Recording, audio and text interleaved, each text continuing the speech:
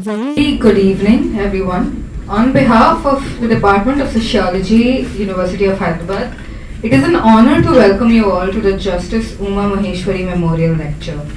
Today's lecture is on Indian Judiciary's response to the rights of linguistic and religious minorities. We are privileged to have with us our distinguished chief guest and speaker, Professor Faizan Mustafa, a renowned scholar and public speaker.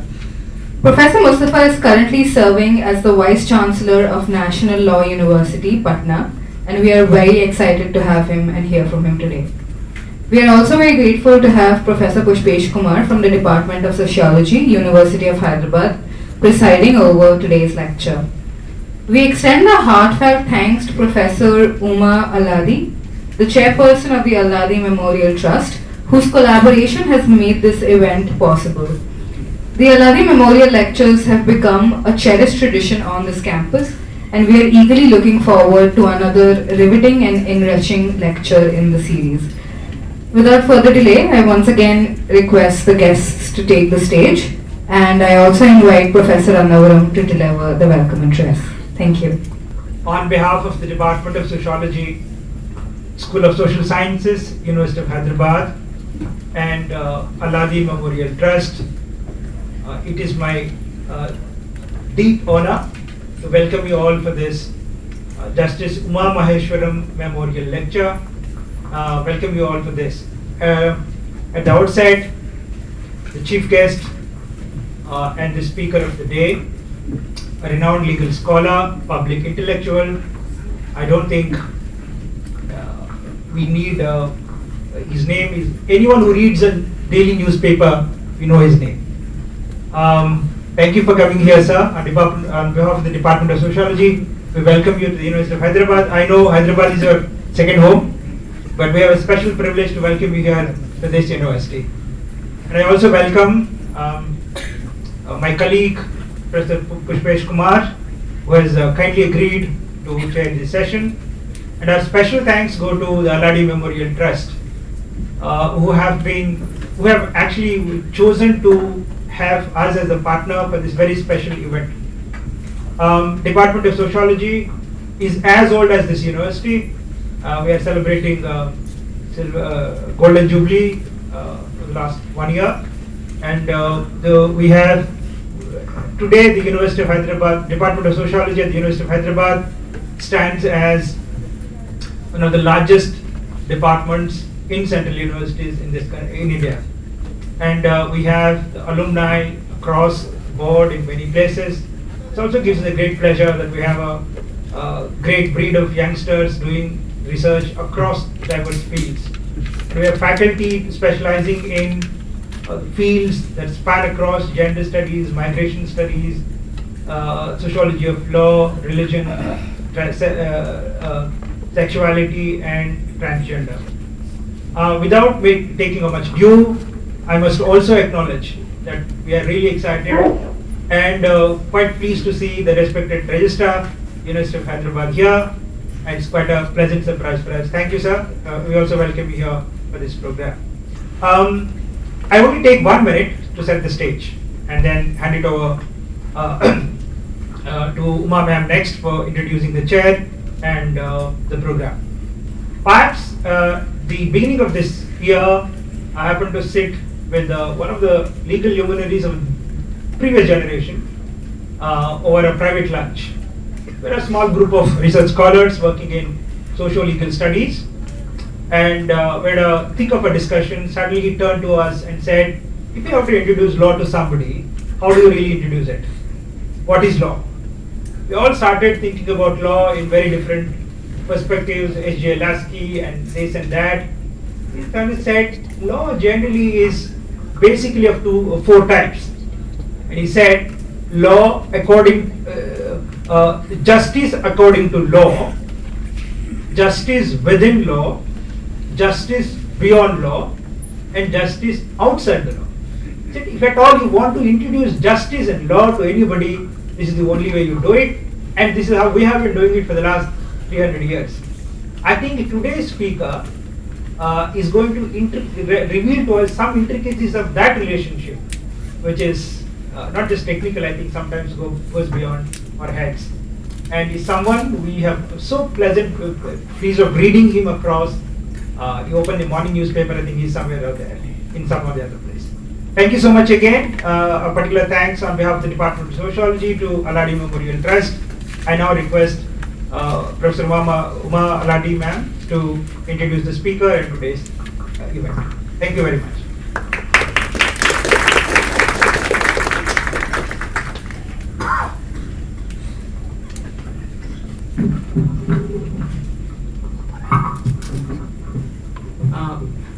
Thank you very much, Professor Annavaram.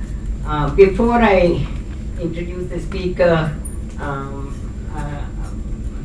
could I ask the chair to do the few things that are, you know, yeah.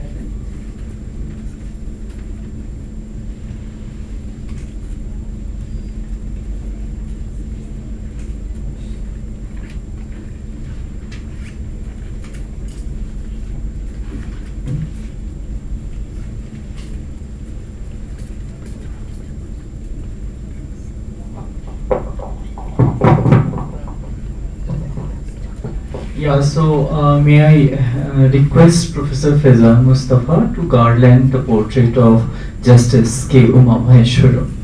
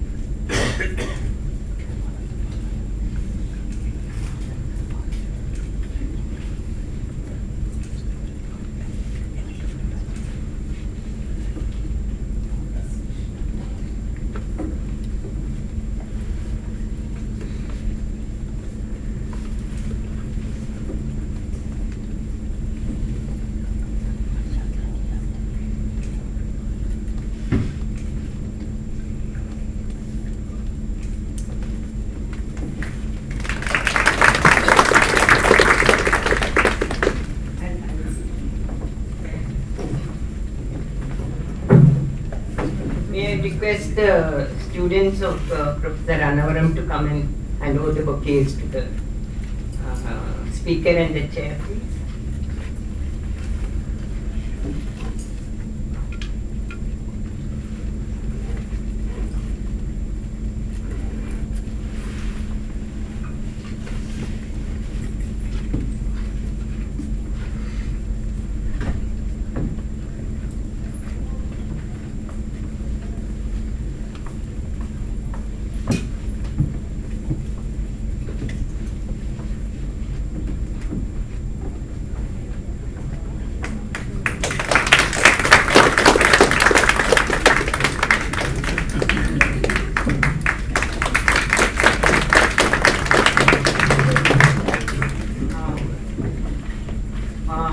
We've had a formal welcome, but on behalf of the Aladi Memorial Trust, I would like to welcome Professor Faizan Mustafa and Professor Pushpesh Kumar on this day. It's a very happy occasion for me. Before I introduce the speaker, I'd like to say a few words about the trust. Many people in the audience may know about the trust, many may not. And unfortunately for those who rely on Google, we don't appear in the on the web yet. Let me tell you about the Aladi Memorial Trust. Just a few minutes. I know many of you may think I'm a retired professor and I don't have a chance to address an audience, and I may take up a lot of time because I have a captive audience. But I assure you that I will make my thing very, very brief. The Aladi Memorial Trust was established in 1983 in the centenary year of the late Aladi Krishnaswamy, one of the members of the drafting committee of the Constitution. And it was started by late Justice Aladi Kuppuswamy, retired Chief Justice of Andhra Pradesh. The idea of the trust was to have a yearly lecture on constitution related topics every year in Hyderabad. Some people wanted to do it in Madras because, or now Chennai, because Alladi Krishna Swami had practiced there. But unfortunately, because we are in Hyderabad, we are based in Hyderabad, after the first lecture it did not take off there. But we have continued it in the last uninterruptedly from 1983 till today, except for 2 COVID years. We have had the first lecture was by Justice Hidayatullah, who was then the Vice President of India. And I want to say something that he said, he quoted, and the reason why he was called at that time was not because he was the Vice President of India alone, but because he was a person who respected my grandfather as a lawyer and who had met him and who had interacted with him. I'm sorry, I suddenly said grandfather, I meant Alladi Krishna Swami, who happens to be my grandfather, and Alladi Kupu Swami happens to be my father. This is what Hidayatullah had to say about Alladi Krishna Swami. Scholarly, I've never seen a scholarly lawyer like interventions, no lawyer in India then or since has made a greater impression on me than Dr. Alladi Krishna Swami. And so he was a member of the drafting committee, and you all know that the chair of the drafting committee was Dr. Ambedkar. Dr. Ambedkar and Dr. Alladi had mutual respect for each other. In fact, Dr. Ambedkar would often say, I wish Dr. Alladi had been the chair of the drafting committee, not me. But we all know what a wonderful job Dr. Ambedkar has done for the Constitution. We've been having these series, and we've had people speak in this series from various disciplines. They've been retired judges. One of the things we don't do is to call on sitting judges. We have had retired judges, we have had lawyers, we have had academicians, we have had political scientists, I mean, you name it, and we've had them. And one of the best things about the Alladi Memorial Trust for me is that we have had people from various ideological positions, because we felt that it is always good to have a debate. You know, there have been people from various positions. For example, even in the Uma Maheshwaram lecture, we've had a person like Parasharan give a lecture. So one who knows Parasharan will know the kind of things he would have presented in that lecture on religion and law. So we thought that we must have a healthy debate. My father, Alladi Kupu Swami, passed away in 2012. A year before that, till then we used to have the lectures in the city, but when my father looked at the audience, he felt that all the people in the audience were probably in their late 50s, early 60s, and wondered what changes those people could bring about in the country. So he thought that we should take it here, and we approached Professor Hargopal at that time, who was with the Human Rights Center, and Sudarshanam, Professor Sudarshanam was there, who was the head of the center at that time, and we moved to this with the first 2011 lecture by Gopal Guru in the audience. Please come in. So we've had a wonderful experience with the University of Hyderabad. They have supported us. The Human Rights Center has supported us, and after Professor Jyotirmay Sharma has taken over as Dean also, has been very, very supportive. And this year the Department of Sociology has been very supportive. In 2012, I took over as chair of the Alladi Memorial Trust. It's a family trust. It's a small, we are only 3 members. Professor Sridhar is the secretary and treasurer of the trust. My brother Alladi Sitaram, who unfortunately couldn't come, he is a retired professor of Indian Statistical Institute.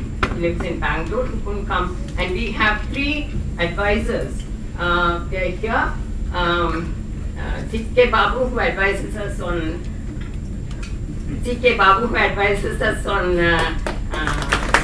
money matters because money does matter. So money matters, and Mr. Manohar, who's a lawyer who advises us on all these legal matters, and Dr. Sahai, because this trust also does work with, which are educational and also medically related work. So that's about the trust, and I won't say anything more than that. But we have brought out 2 volumes of the Alladi lectures.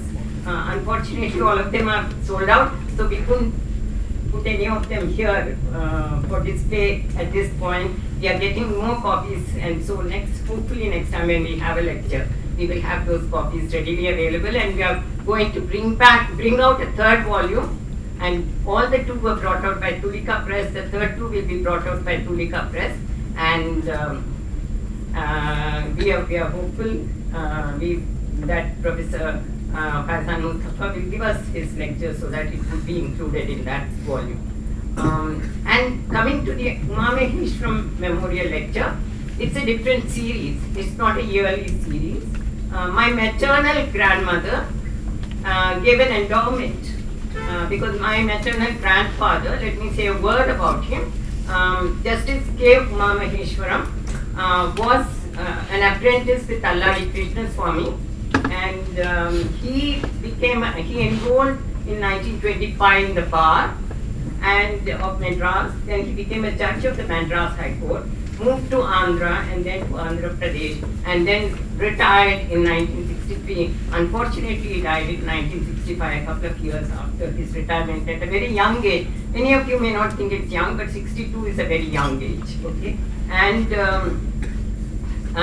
so his wife gave an endowment and said, my grandfather was very erudite in law, my maternal grandfather.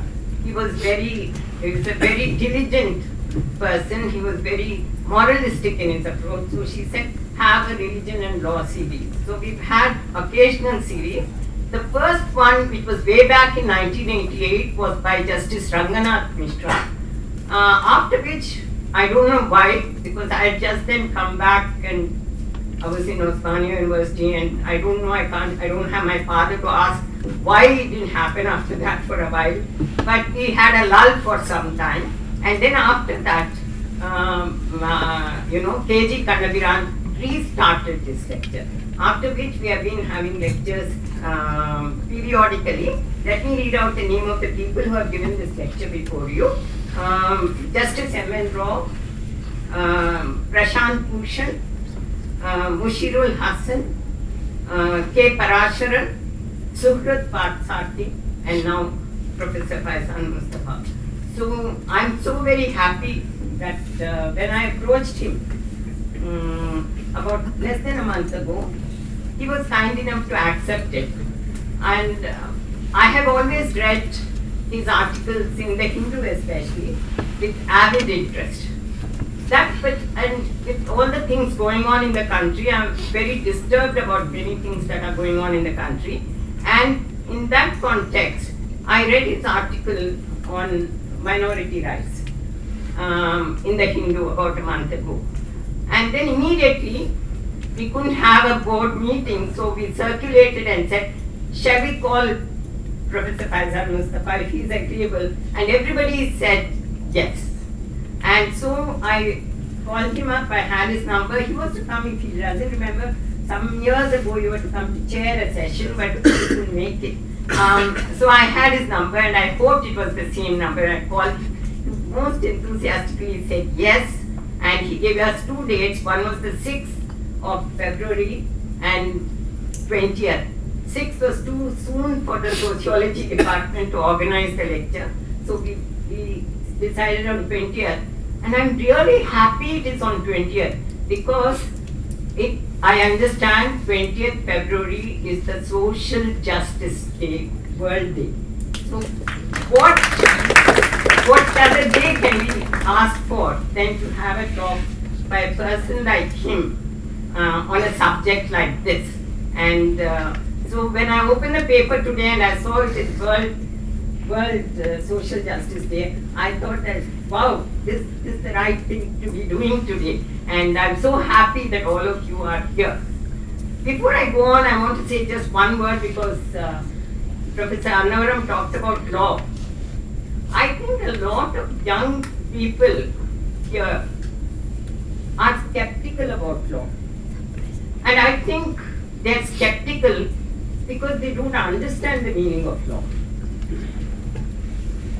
The minute you say law, people say, oh my God, I don't want to follow this. You know, it's like an imposition on me. But hardly anybody wants to ask the question, why are laws formed?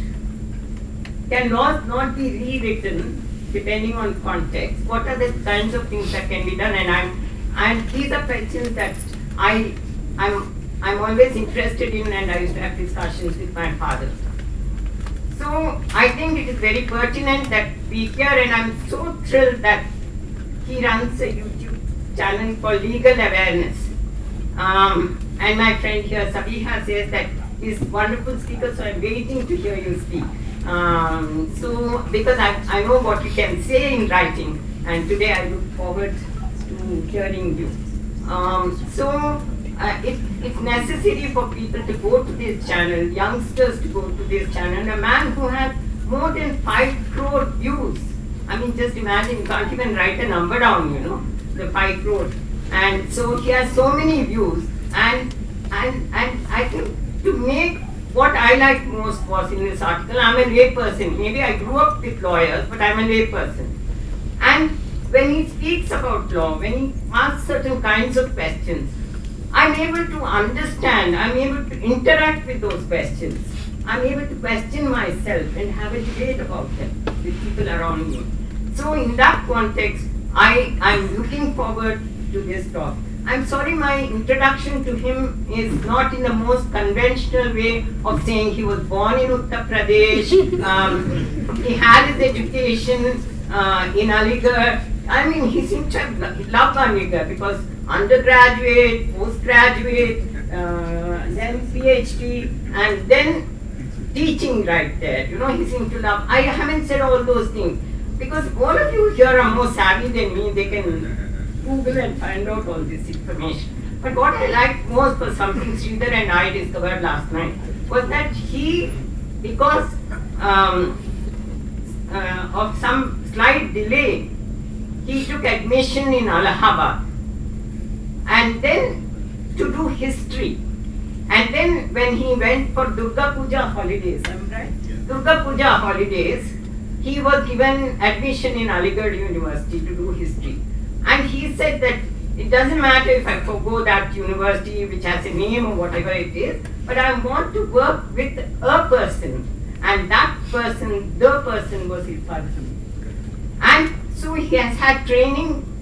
I mean, such determination. What I like is to say is that even at that age, he had the determination to do what he wanted to do. And you can see that in his writing, his passion. So if you have a degree where you do which you like, and with people who make you think, I mean, having read some of Irfan Habib, I know how he can make you think. And I understand he was a wonderful teacher also. I mean, we were talking about it that not all scholars are good teachers, you know, and not good teachers are also good scholars. So it works both ways in that sense. So he did that. So, and then he was teaching in the thing, and then he founded the Law University in Orissa. He was a vice chancellor there. Then he moved to Hyderabad, and he made a wonderful change in Nalsar. Brought about such a change in Nalsar. And a university which was in deficit suddenly had huge sums of money. I don't want to mention the crores because I might make mistakes in that. But huge sums of money. And then he moved to another university in Patna. So how do you, I mean, I'm sure you Google it. I don't know what machines are there, you know, you machine those things, you will find more about him than I can say things. I mean, he's written so much, he's academically, you know, published so many articles. He's been a teacher, he's been a wonderful administrator. He's a powerful speaker in a YouTube where you get audience, rapt audience and so on. And he has been a person who has even advised the parliament in when they are passing laws. So they call him and they take their advice. So, and he has won enormous number of awards. I don't want to, that's why I'm saying I don't want to say I'm those. getting embarrassed. I mean, and what I like most, I'll say this and that, is the humility with which he has interacted with me and with Sridhar. And that's something I have rarely come across because once you're a university, I'm sorry to say this to many of my colleagues here, is that there is an arrogance about university intellectuals. And what we need to learn from him is humility. So I won't stand between you and him.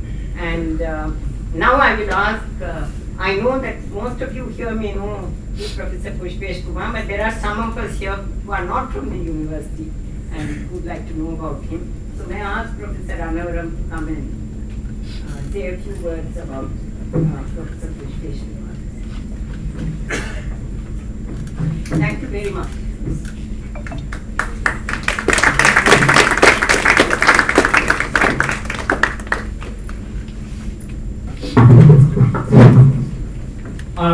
I know you will be wondering why one more again. So I have a special request from my colleague that I don't say anything about him. So I'm not going to do anything except to say that Professor Pushpesh Kumar has taught before coming here in Maharashtra for a while, but he did his MA, MPhil and PhD from JNU. More than anything else, he has been a wonderful teacher. You can only see his class number of the students who take his optional papers, but more than anything else, I think he is one of the very few scholars who started working. We've been working now on transgender, gender and sexuality is very common. It's a fashionable now.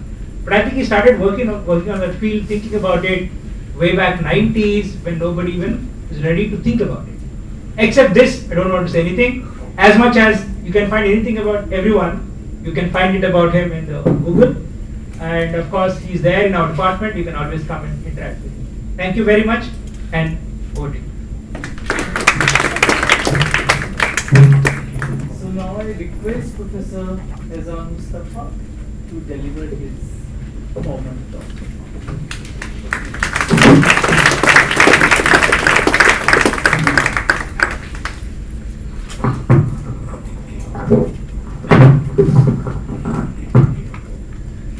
Good evening. I'm really feeling embarrassed because of this very long and very generous and kind introduction. But first on humility, I was stuck in a very, very long traffic jam in Kum, and Professor Uma asked me that we didn't get the e-bill. I said I can't be sending it because there was no internet available and I was on a bike to reach from one place to another place. In fact, it took me 2 cars and 4 bikes to cover about 10 kilometers of that distance, and it was in the middle of one of the major Shahi Isnan in Prayagraj. I'm very sorry, ma'am, I was absolutely arrogant that day. And then I think after a few hours I asked somebody, can you really connect me? And then I sent it and I didn't know whether it reached her or not. Then she sent me a message that it reached it. Professor Pushpesh Kumar and Professor Uma, Professor Sridhar, His Lordship Justice Narayan. Since my esteemed teacher's name has come in, I have to share a personal story that it's true that Professor Irfan Habib taught me history, and I can say that I was taught by one of the greatest historians of all time, and probably the greatest living historian along with Romila Thapa. But on the subject on which I am speaking, I had a running debate and difference of opinion with my teacher, Professor Irfan Habib, because Professor Irfan Habib is not for the minority character of Aligarh Muslim University. He feels that if a university becomes or is a minority institution, then it will go in the hands of Muslim fanatics and fundamentalists. And I was on law, I was saying that the Supreme Court's judgment of 1968 is wrong, and after the 1981 amendment, legally speaking, university is very much a minority institution. So he will write one article in Frontline, then I will write a rebuttal. Then he will write another article in Indian Express, and it was so embarrassing for me. But after all this, when I became the dean, and since in BLLB law you now have history as well, so I said you have to teach history now to the law student. By that time he had retired and become the professor emeritus. But believe me that he was so kind, he didn't take this kind of difference of opinion seriously, and for weeks together I took him in my car and he went and every day for almost 2 hours taught plus to fresh students who were in second semester of law, teaching them history, modern Indian history, which he has taught me. Today's lecture reminds me of a very interesting thing. There was a generation of professors and speakers and judges like Justice Hidayatullah, who was a former Chief Justice of India and had the privilege of knowing Alladi Krishna Swamy. I had read his interventions in the Constituent Assembly and the kind of role he has played in the drafting of the Constitution, because other members of the drafting committee were not that well, and therefore it was left just to Dr. Ambedkar and Dr. Alladi Krishna Swamy, that they were really shouldering the responsibility. So I am privileged that I met Professor Uma. I similarly met daughter of a leading case on reservation in India. In fact, you start reservation discussion with a case called Dorai Rajan, who challenged the reservation in Madras. She had invited me to deliver a lecture, and I met Shahbano's son, the famous Shahbano case who was practicing. So I am meeting only people of the next generation, not the real generation, but still it is great privilege. I feel honored that I had been asked to give this memorial lecture. The lecture is on Constitution, not on jurisprudence and on philosophy of law. Therefore, I can't really do much justice to the question of law and justice. Is it not interesting that the rich vocabulary of Sanskrit does not have any word which accurately describes what we understand as law? There is no word in the Sanskrit language which is equivalent of law, the way we understand it. And this is one of the major problems, that the Britishers did not understand our civilizational history, and they interfered with the Muslim law as well as with Hindu law without understanding many unique provisions of two laws. And the many who feel that dharma is law, dharma is not law. Dharma is not religion either. It is neither law nor religion. It is something else, something very unique, the whole idea of righteousness. I am not worried about law being oppressive. Many laws are very, very oppressive. Many laws are very, very unjust. Most laws really do not do justice. Just to give you an example and come to my topic, in Madhya Pradesh, you have law which provides if you are raped once, you get 50,000 compensation. If you are raped twice, you get 1 lakh. If you are raped thrice, you get 1 lakh. You have judgments of the court where a minor has been raped by the upper caste people, and the court says, how can they even touch her? You have judgments from a high court, Calcutta High Court, where a 9-year-old child undernourished was raped. Oh, where there are no scratches on the bodies of these 4 police constables who raped her in our police station. That means probably she was consenting. How can a 9-year-old child resist the might of 4 policemen? So law and justice are entirely different things.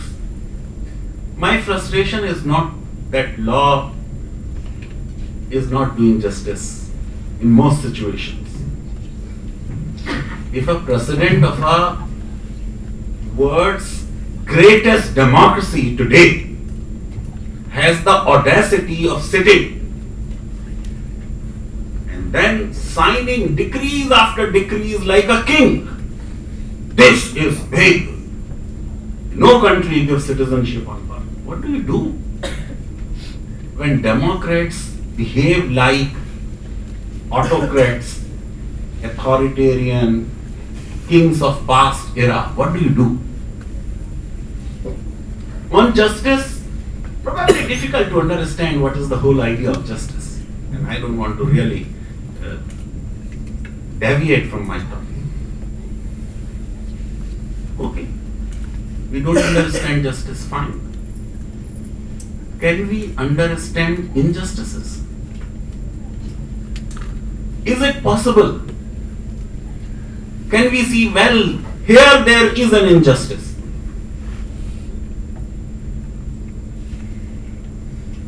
If we lose even that ability to say where injustice is happening, that this is unjust, this is an instance of injustice, then something is seriously wrong with us and with our society.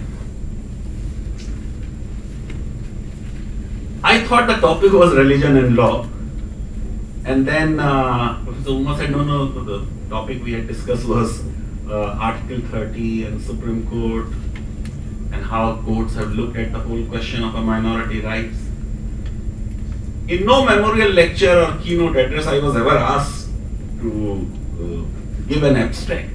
So this was a new experience, because for articles you are asked to write abstract, but not for memorial lecture. So I thought it is religion and law, so I sent an abstract typing from my iPhone.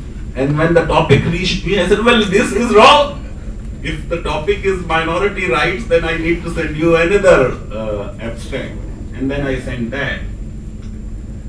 I think in today's India, it's important to talk about minorities. There is no doubt that we are living in a majoritarian age. There is absolutely no doubt. In fact, in one of my articles, even I have gone to the extent of saying, let us have a Hindu Rashtra. If and many of my subscribers unsubscribed me, many liberal friends disowned me. They said, well, you have also gone to the Hindutva lobby. But I was trying to make an argument to say that if it can bring peace, let us have peace. Even though in that article I had also written that the votaries of Hindutva would be most disappointed with the Hindu Rashtra. In any case, if you want it, I believe that people in India don't want India to become a Pakistan or Saudi Arabia. So we have to look some other model. The model of United Kingdom, where the king is the defender of the faith, is the head of the Anglican Church, yet citizens have, residents have all kinds of rights.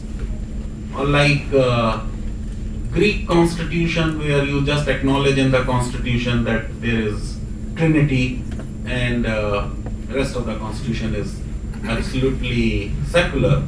So I even suggested a formulation in that article, and I said, okay, let us acknowledge in the constitution because it's a historical fact. It's part of our culture that Hinduism is the dominant cultural heritage of India. If that can bring peace, let us have it. I said it. But the way the things are, one feels really depressed and frustrated. Today is a social justice day, but more than a social justice day, I think the statement which UP's chief minister made yesterday about Urdu, it's a language of Katmullahs. This is not a very civilized way to speak in the August House. But to consider a language which nowhere in the world Muslims speak. In India, all Muslims don't speak Urdu. A Malayali will speak Malayali, a Tamil will speak Tamil. Telugu, some people speak Urdu because they are here. Urdu in any case originated here. And then was called Dakkani and went to North. So, Hyderabad, people speak Urdu, but in Pakistan, nobody can say that they are the inheritor of Urdu because they have 4 provinces. Punjab, they speak Punjabi. Balochistan, they speak Baloch. Northwest frontier, they speak Pashto. And they are Sindhi. It's not their language. And I think even to argue that Urdu is the language of Bangladesh would be absolutely ridiculous. Arabs don't speak Urdu. Iran doesn't speak Urdu. Iraq doesn't speak Urdu. Muslim countries in Africa don't speak Urdu. Indonesia, Malaysia, they don't speak Urdu. Maldives doesn't speak Urdu. Urdu is purely an Indian language. And an Indian language which has been developed not by Muslims alone. Leading role was played by Hindus. People like Chabbast, people like Firaq Gorakhpuri, people like Anand Narayan Mullah, and so many others. A language which played a leading role in countries' independence, gave us Inqilab Zindabad slogan, and a language which gave us the Jai Hind. आजादी वतन की ये भी मुजाहिद हैं, आजादी वतन की ये भी मुजाहिद है, जज्बों की तर्जुमा है उर्दू ज़बान हमारी. हमारी का मतलब मुसलमान नहीं है, मीन इंडियन. उर्दू है जिसका नाम हम ही जानते हैं दा, सारे जहां में धूम हमारी जबान की है. Somebody was doing an analysis of the whole speech of Yogi ji, and most of the words he had spoken were of Urdu. And anyone who says that I am speaking Urdu, 30% of the words he would be speaking from Sanskrit. Urdu is a language which grew here. It's a gross misconception that when I talk of minority rights, or anybody talks of minority rights, he is talking of rights of Christians and Muslims. The framers of Indian Constitution, knowing the diversity of our country, though they had not, President Sir has reached the point of recognizing sexual minorities as minorities. Therefore, Article 30 talks of only 2 kinds of minorities: religious minorities and linguistic minorities. You have just few religious minorities. but you have large number of linguistic minorities.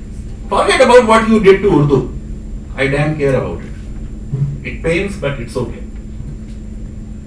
What did you do to Avdi? In which Tulsi Das was writing Ramcharitramanas to make Ram a popular figure. Where is that language? Who killed Avdi? And where is that language in which Surdas was writing about the childhood of Lord Krishna? The Braj Bhasha, where is that language? We have committed the cultural genocide in this country. Hundreds of our languages have died in last 75 years.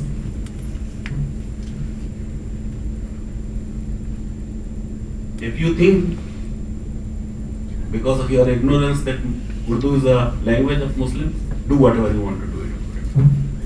But you have an explanation about Avdi and Braj Bhasha.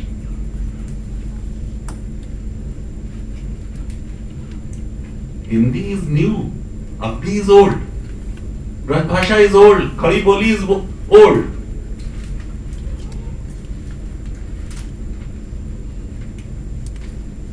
And this hate of language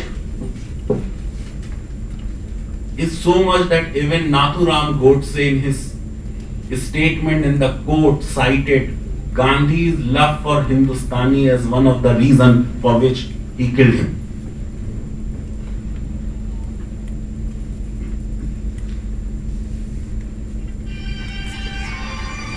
The whole question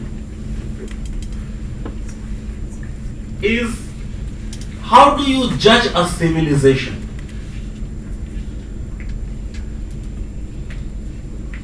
What is a test?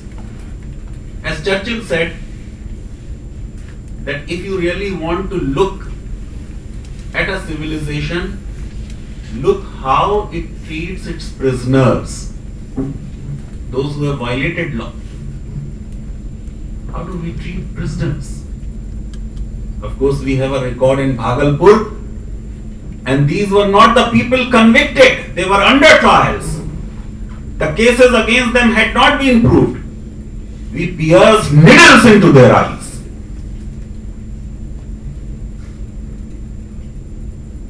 So if this is the test, we fail.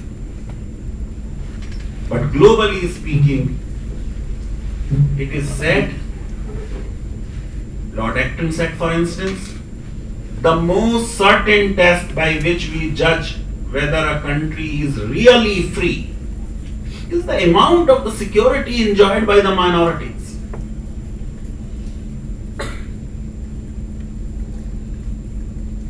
Can India really become a Viksit Bharat by 2047? Which is a dream of our Prime Minister, and we all share that dream.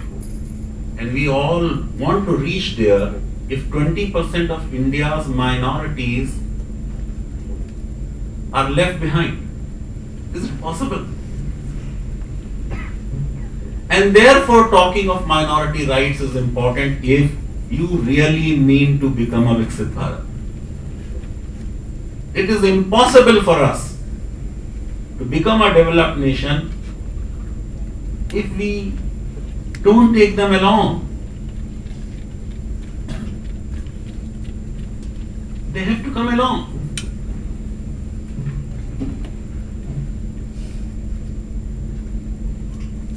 And therefore, the question of a minority right is not a question of freedom of religion. That right is available to everybody, including a foreigner. The framers of Indian Constitution were not like us, narrow-minded, selfish, thinking of just present.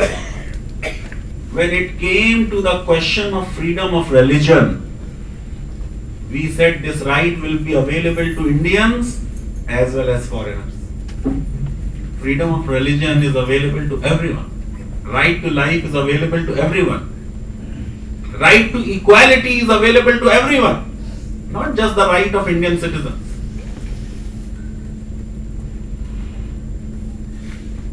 And therefore, minority right is not about freedom of religion. It is about something else. Conservation of language, conservation of culture, and conservation of script. Even though the marginal heading of Article 29 says protection of interest of minorities, but in the text word minority is not there. It says any section of Indian citizens. Now this is a right of a citizen. This right is not available to a foreigner. A foreigner cannot say that French culture be preserved in India. It is a right available only to Indian citizens, because it says any section of Indian citizens having the distinct language, script or culture of its own shall have the right to conserve the same. Uttar Pradesh Chief Minister should read the Constitution. Article 29 is an absolute right. There is no restriction whatsoever. Urdu may or may not be the language of Muslims, but there is a section of Indian citizens who speak Urdu. Look at the Rekta functions. Hundreds and thousands of youngsters who go for those functions are not Muslims.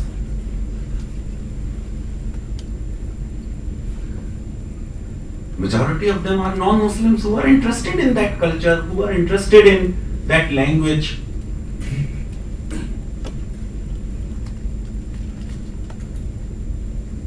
You can't be taking away that right. And you can't be taking that those who study Urdu, they become Katmullahs. Those who study Sanskrits don't become fanatics. Language is not fanatic. Neither Sanskrit nor Hindi nor Urdu nor Bengali makes anybody fanatic. The argument is made against the minority rights today. Why do we need minority rights? When right to equality is there, when right of non-discrimination is there, nobody shall be discriminated on the basis of religion, race, caste, sex, place of birth, this and that. Why do you need a special right?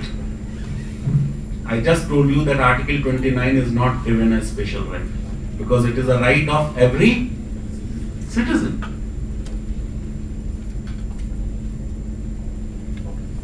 Because an individual may not be discriminated. I have not been discriminated in my life. Number of times the Joint Parliamentary Committee had invited me, heard me, considered my suggestions, accepted some of them. The country has been very kind to me. The government has been absolutely generous with me. I have not been discriminated at all. But then, you may not be discriminated individually. But if the group to which you belong is subjected to ridicule or stereotyping, it hurts.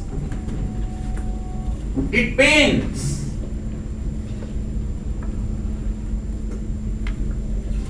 And there are things which cannot be done individually. How do I conserve my culture individually? How do I conserve my language individually? I speak to myself. No, I need a group. How do I be holy alone? Tell me. I need people of my locality who will throw color on me and I will throw it back on them. I need a group. How do I do the garba alone? Is it possible even?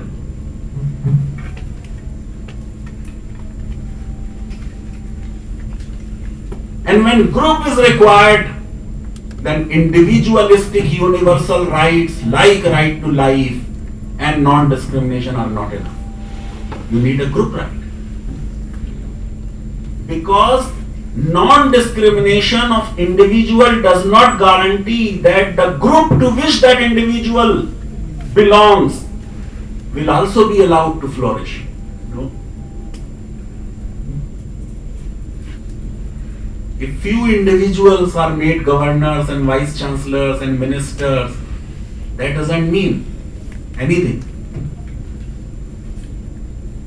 As you had a woman vice chancellor, women prime minister in India, did it improve the condition of Indian women? No.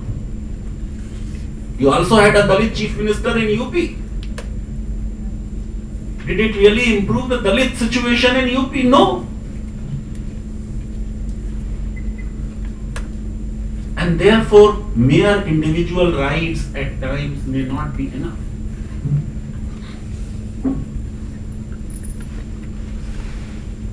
The great freedom fighters of India, the framers of Indian Constitution, were conscious of this fact. And therefore they talked of group rights. So much so even Gandhi ji, who was opposed to Western idea of rights, but is supporting the Kranchi resolution of Congress, which talked of rights. Pandit Jawaharlal Nehru, writing in Young India on May 15, 1930, said, "The history of India and of many countries of Europe has demonstrated that there can be no stable equilibrium in any country so long as an attempt is made to crush a minority or to force it to conform to the ways of the majority. There is no surer method of rousing the resentment of the minority and keeping it apart from the rest of the nation than to make it feel that it has not got the freedom to stick to its own ways." Vishal, it matters little whether logic is on its side or whether its own brand of particular culture is worthwhile or not. Matters little.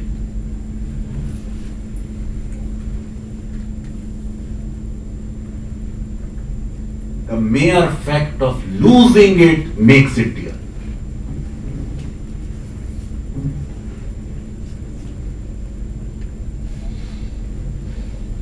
That fear should not be created, that I will lose my language, I will lose my culture, I will lose my law. That's why I have been seeing, for 3 decades I am writing, we must have a uniform civil code. But to declare a uniform civil code in an election rally, big ticket law reform should not be done in terms of electoral gains. And if the UCC is going to be like the Uttarakhand, this is the best argument against UCC. Forget about marriage. Even living is to be registered.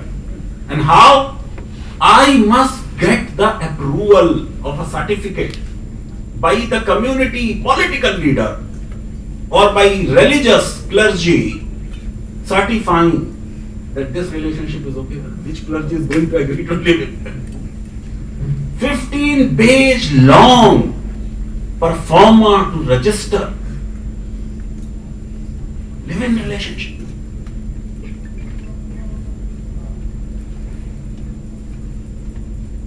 If you have a UCC which does not have the courage to say that the Hindu joint family has been abolished, it is not worth.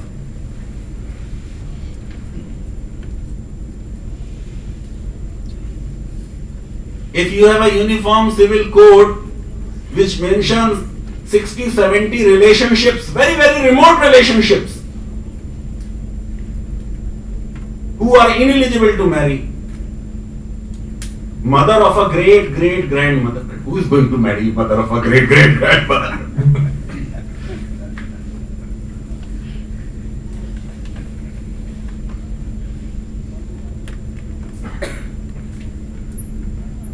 Therefore, India, even in 1930s, was thinking, how do we deal with the question of a minority?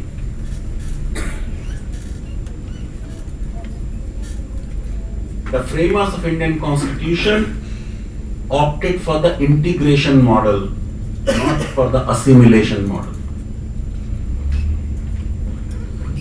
Opted for the salad bowl model rather than the melting pot model. The minorities of the country accepted the pledge of Sardar Patel, who was heading the minority committee.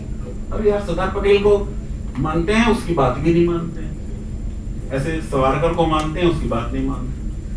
Golwalkar को मानते हैं, जो उसने uniform civil code पे कहा, वो नहीं मानते.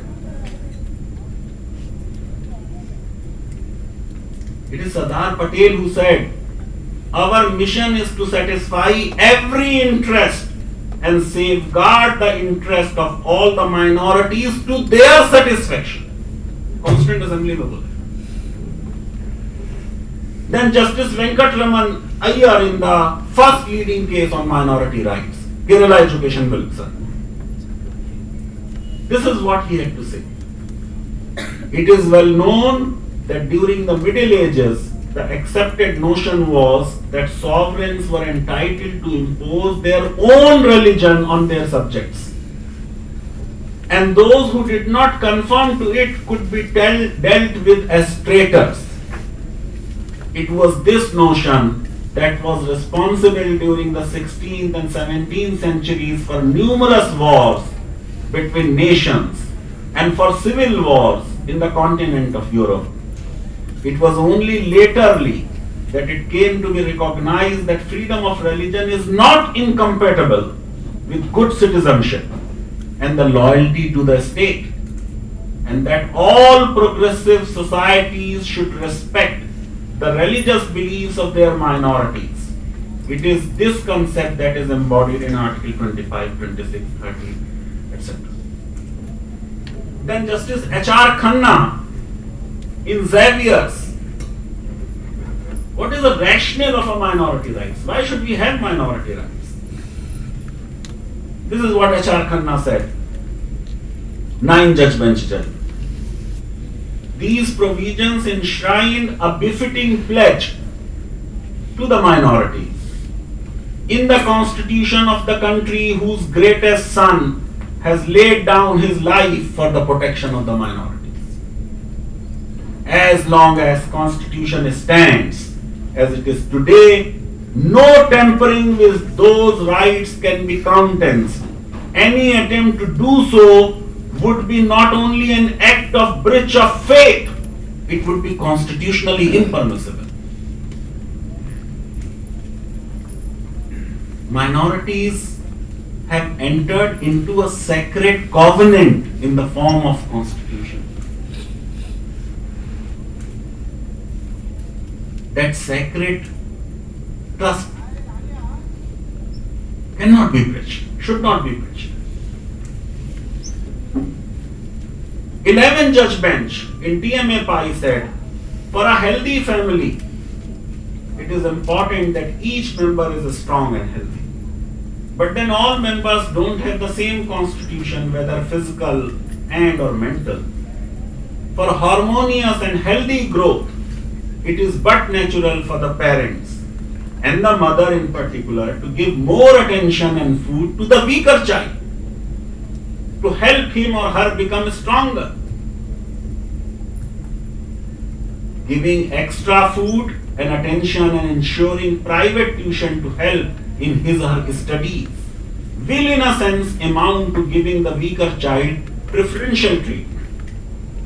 just as lending physical support to the aged and the infirm, or providing a special diet cannot be regarded as unfair or unjust.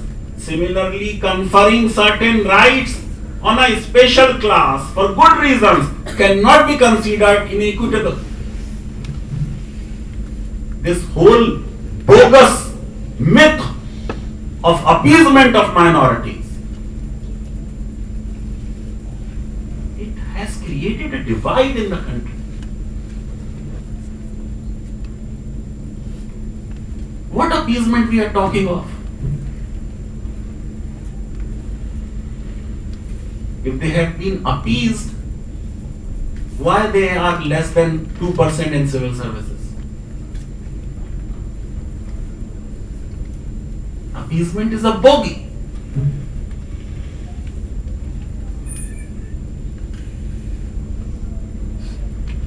All the people of India are not alike. This Supreme Court. And that is why preferential treatment to a special section of society is not frowned upon. Article 30 is a special right conferred on religious and linguistic minorities because of their numerical handicap, and to instill in them a sense of security and confidence, even though minorities cannot be per se regarded as weaker section or underprivileged segments of a society in the context of, as we look at SCs and STs. But they have a numerical handicap. Chief Justice D.Y. Chandrachud in 2024, November 8, 2024, 7-judge bench judgment in Aligarh Muslim University case said Article 30 is a special right and basically a facet of principle of non-discrimination against minorities. He went on to observe that distinct and diverse languages and religions have different inherent value, and minorities should not be at any disadvantage due to their numbers. In a democracy, government will be formed by those who have numerical strength. And therefore government would be formed by the majority. The power will be in the hands of the majority. But the framers of the constitution are conscious of this fact, that the majority may become majoritarian. And therefore they gave the power of judicial review to the judges. That if Parliament passes a law which is against the constitution, throw it in a dustbin. Quash it as unconstitutional. Do you say that judicial review is anti-democratic? NJC bill in Lok Sabha was passed unanimously. In Rajya Sabha it was passed with near unanimity, with the sole vote against NJC being given by, against NJC was given by Ram Jethmalani. But 4 judges of Supreme Court, with Justice Chalmeshwar dissenting, said this law is unconstitutional. The whole idea of judicial review is to put a check on majoritarianism. We never say it is an appeasement of minority. Similarly, minorities are to be given a right to instill in them your culture, your language, your interest in this majoritarian era are not going to be hurt. Constitution will protect you. And the minority rights are given to whom? Who is a minority? The whole country is living in this confusion that minorities means Muslims and Christians. 2 kinds of minorities are talked of: religious and linguistic. Supreme Court has said, since 2 words have come together and states were carved out in the name of language, Telangana is an exception. minorities are to be defined at the level of a state. So minorities are not nationally defined. If minorities are defined at the level of a state, forget about Muslims. Let me talk of Hindus. Hindus of this country are religious minority in 7 to 8 states and union territories. In Kashmir, in Punjab, in Lakshadweep, in number of northeastern states, they are a religious minority. There is a judgment. BAV College Jalandhar, Arya Samaji institution, protected as a minority institution when the state of Punjab made Gurmukhi as a medium of instruction and examination in all schools of Punjab. Supreme Court said you can't be doing it about this Arya Samaji Hindi medium institution. There are cases, not one, but at least 4 from the Supreme Court about the Sindhi minority institutions in Delhi. Hindus. Hundreds of minority institutions in the country are run by Hindus. What is the demography? 62% non-minority students study in minority institutions. फिर भी हमसे ये गिला है कि वफादार नहीं. Minority institutions are teaching majority of non-minority in this country.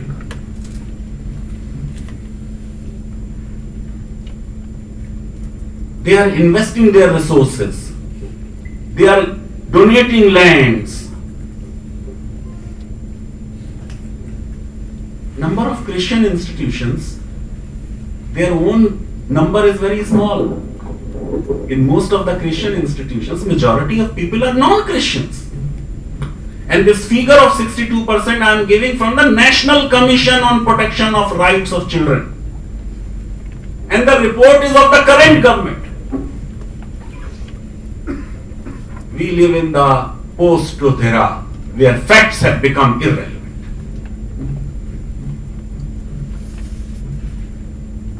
And that pains.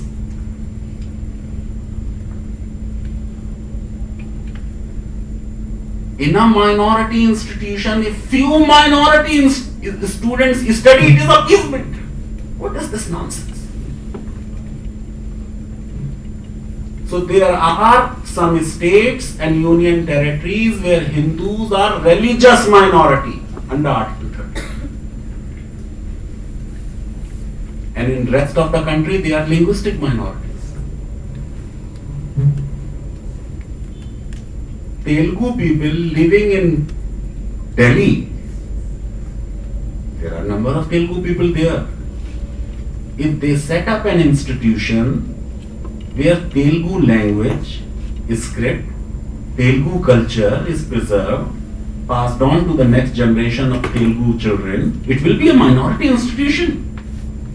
Similarly, Tamil institution in UP will be a minority institution because there will be a linguistic minority there. If a Hindi speaking Brahmins of UP or Bihar open a Hindi medium school in Hyderabad or in Chennai or in Kochi, it will be a minority institution. So where is the appeasement? Where is the appeasement?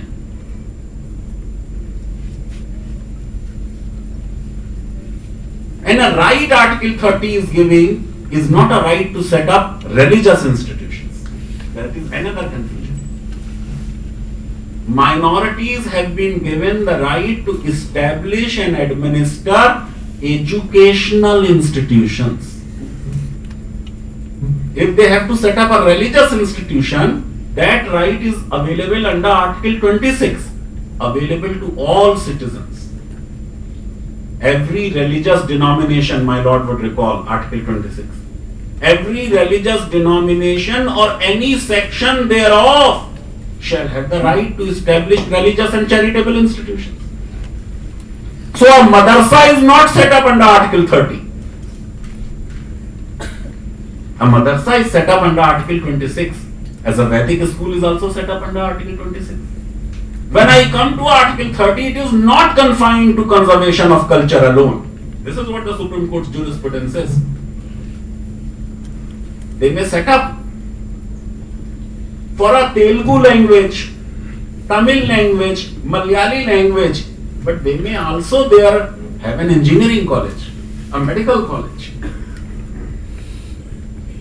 Because Supreme Court has said the crucial word is minorities, whether based on religion or language, shall have the right to establish and administer educational institutions of their choice. And Supreme Court has said that the dominant word in this article is choice, and choice means choice. You can't be saying a minority should only study Urdu or study Malayali or study Telugu. No, they can also set up modern, liberal, progressive institutions. And the whole purpose of Article 30 is to go beyond and set up liberal institutions. Aligarh was set up in opposition to Deoband. Deoband was a religious institution.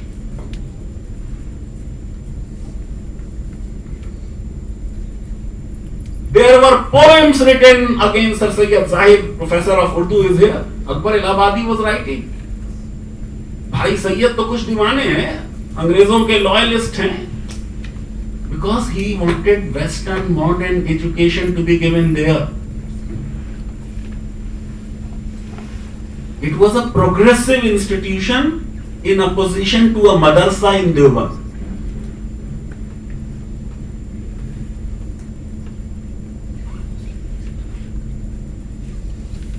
So the minority right is about what? To get modern, liberal, progressive education. It's in the national interest. If at all, if you think that this right is confined to Muslims, that they should not go to madrasa, they should come to modern liberal institutions so that their mental horizons get broadened. They don't have the influence of the clergy. We rather invest in those institutions.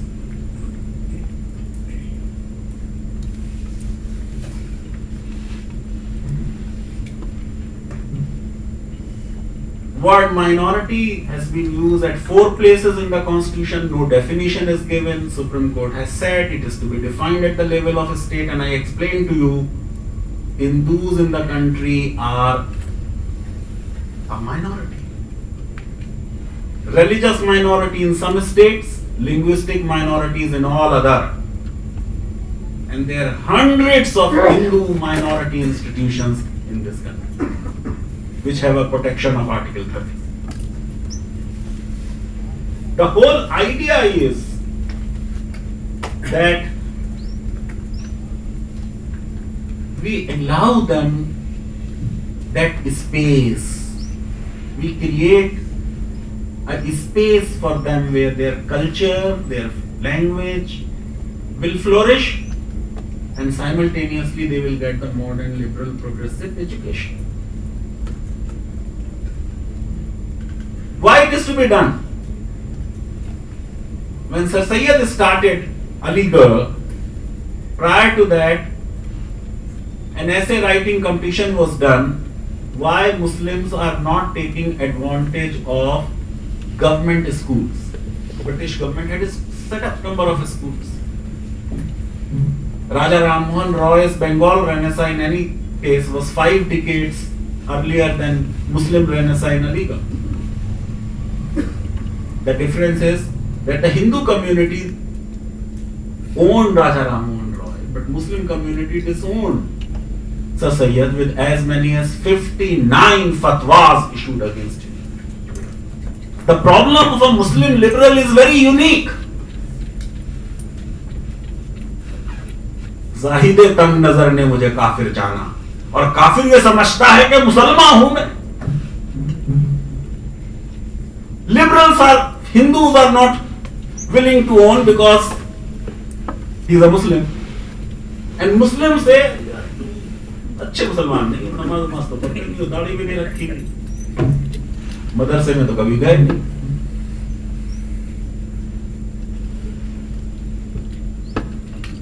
न खुदा ही मिला, न विसाले सनम, न इधर के रहे, न उधर। This is our problem. Can you believe?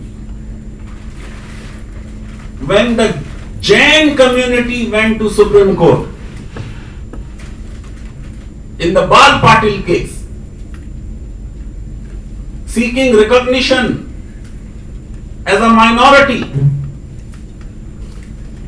Supreme Court gave a regressive judgment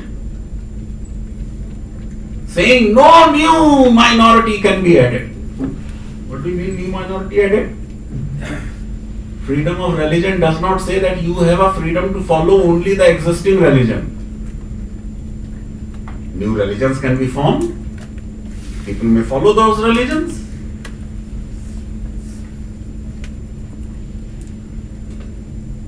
Supreme Court saying this minority majority thing should come to an end. Oh, it negates the constitution. I just read to you. A larger bench of the Supreme Court has said that it is a facet of equality.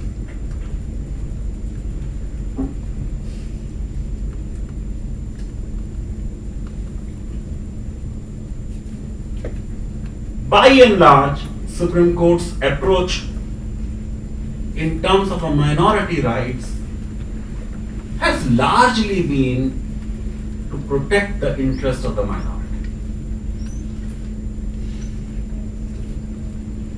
Their jurisprudence is praiseworthy. But more than them, one has to salute the framers of Indian Constitution. And of course, Allah himself.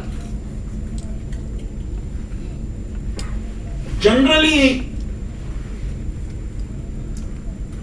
as you look at the globe, minority rights were confined only to schools, that minorities can set up schools. But we did not restrict it. We said they can set up any educational institution. And therefore our Supreme Court said it will include a university. You can't say expression, educational institution excludes university. That will be absurd. We need to understand the First World War and Second World War were fought in the name of minority rights. We need to understand that the group rights were recognized by League of Nations.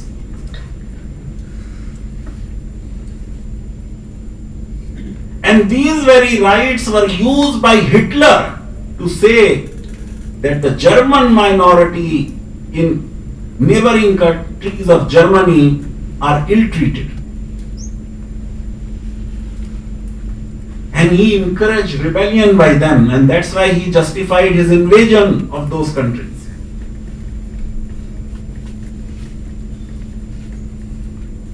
And since minority rights could not prevent a Second World War, in the Universal Declaration of Human Rights, you don't find a reference of minority. And therefore they said, in the view of Holocaust, that protect an individual, because the group was slaughtered. Subsequently they realized individual rights are not enough. And that is a time when we are framing our constitution. Therefore, we gave individual rights, we also gave the group rights. The only bad judgment in case of a otherwise cherished history of Supreme Court on the minority question is the Aligarh Muslim University of 1916. One Aziz Basha, who probably came to Hyderabad from Madras, when I came here in 2021, where is this Aziz Basha? And his family I was unable to locate.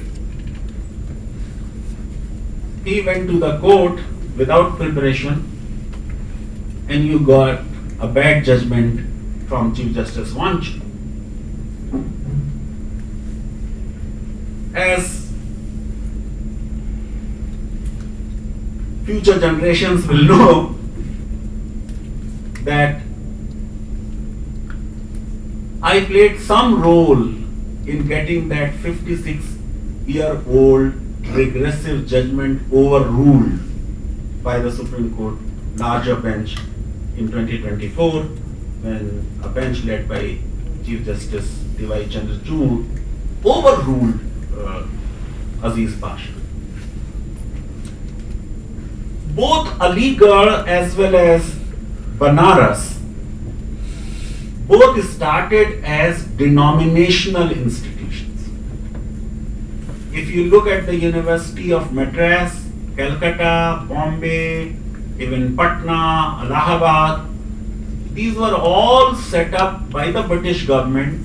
In the act itself, it was written that the Chief Justice of Allahabad will be the first Vice Chancellor. Chief Justice of Madras will be the first, name by name, in the act. As I told you that an essay writing competition was done, why Muslims are not taking advantage of government institutions? And it was found that Muslims are fearing that if we go to these government institutions, our children will become Christian. That fear was there. To overcome that fear, it was thought that we set up an institution which will be independent of government, which will teach them basic theology if they consent to it,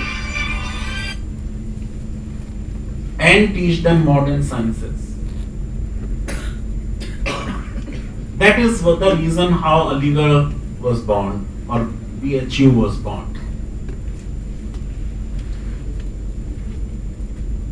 Now, to become a university in the pre-independence era, you needed a law, you needed a charter.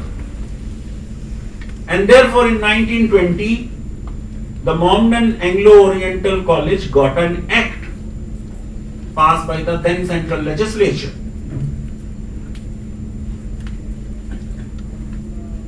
which said whereas it is expedient to establish and incorporate Aligarh Muslim University. It is this word establish which Justice Wanchu said that you are established by law, and therefore you are not established by Muslims. And if you are not established by Muslims, you are not a minority. The whole logic was, maybe the college was a minority institution, but a university is not.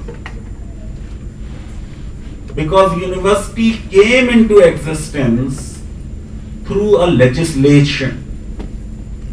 This is exactly what law and justice is. Maybe there was a law. I have been writing that pierce the legislative veil. एक घूंघट उठा के देखो उसके अंदर क्या है. As you have in corporate law the concept of piercing a corporate veil, Solomon versus Solomon. Look, who are the people who brought this institution to this stage that a law was passed to elevate it to the status of a university. I am very glad that the Supreme Court of India has accepted my argument and has said that merely because an institution got a law does not mean it was established by the parliament or it established by the legislature. We will see the founding moment, and founding moment is not 1920, but founding moment is 1877 when Sir Syed Ahmad Khan is founding that institution, or when Madan Mohan Malviya is founding the Banaras Hindu University. In fact, I had written in Outlook a long piece, forget about AMU. In my opinion, even Banaras Hindu University was a minority. Because in 1915, Hindus, though they were a numerical They had numerical superiority, unlike Muslims, who were just about 25%, but they were powerless. Globally speaking, minorities are also defined through powerlessness. Of course, Hindus in the British India were powerless, as blacks in South Africa were powerless during apartheid. And therefore, if you look at the Banaras Act, you will see that they are also talking of Hindu culture, Vedic religion, Vedic sciences, which will be preserved, which the British institution like Calcutta University cannot do it. And that is why the Banaras Act says that in the university's general council, which was called the court, only a Hindu can be a member. So much so, A.B. Besant, who had played a leading role in the foundation of Central Hindu College in Banaras, could not teach there Hinduism in spite of her book being the prescribed text, because she was not a Hindu.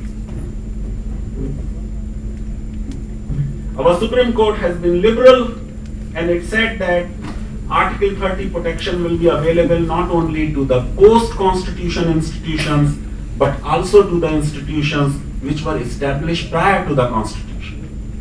Last year itself, in February, when a legal case was argued in Supreme Court, Rakesh Dwivedi stood up, opposing AMU's minority character, and made a very interesting argument. Of course, government was arguing that you can't be extending this benefit to institutions which are pre-constitution. But there was a 11-judge bench judgment, 9-judge bench judgment, 7-judge bench judgment, where Supreme Court has repeatedly said that even a pre-constitution institution can be a minority institution. I'll just end. Thank you. The argument of Rakesh Dwivedi was, you have to be a minority to claim a minority institution, but Muslims in India in pre-independence era were more than the Christians,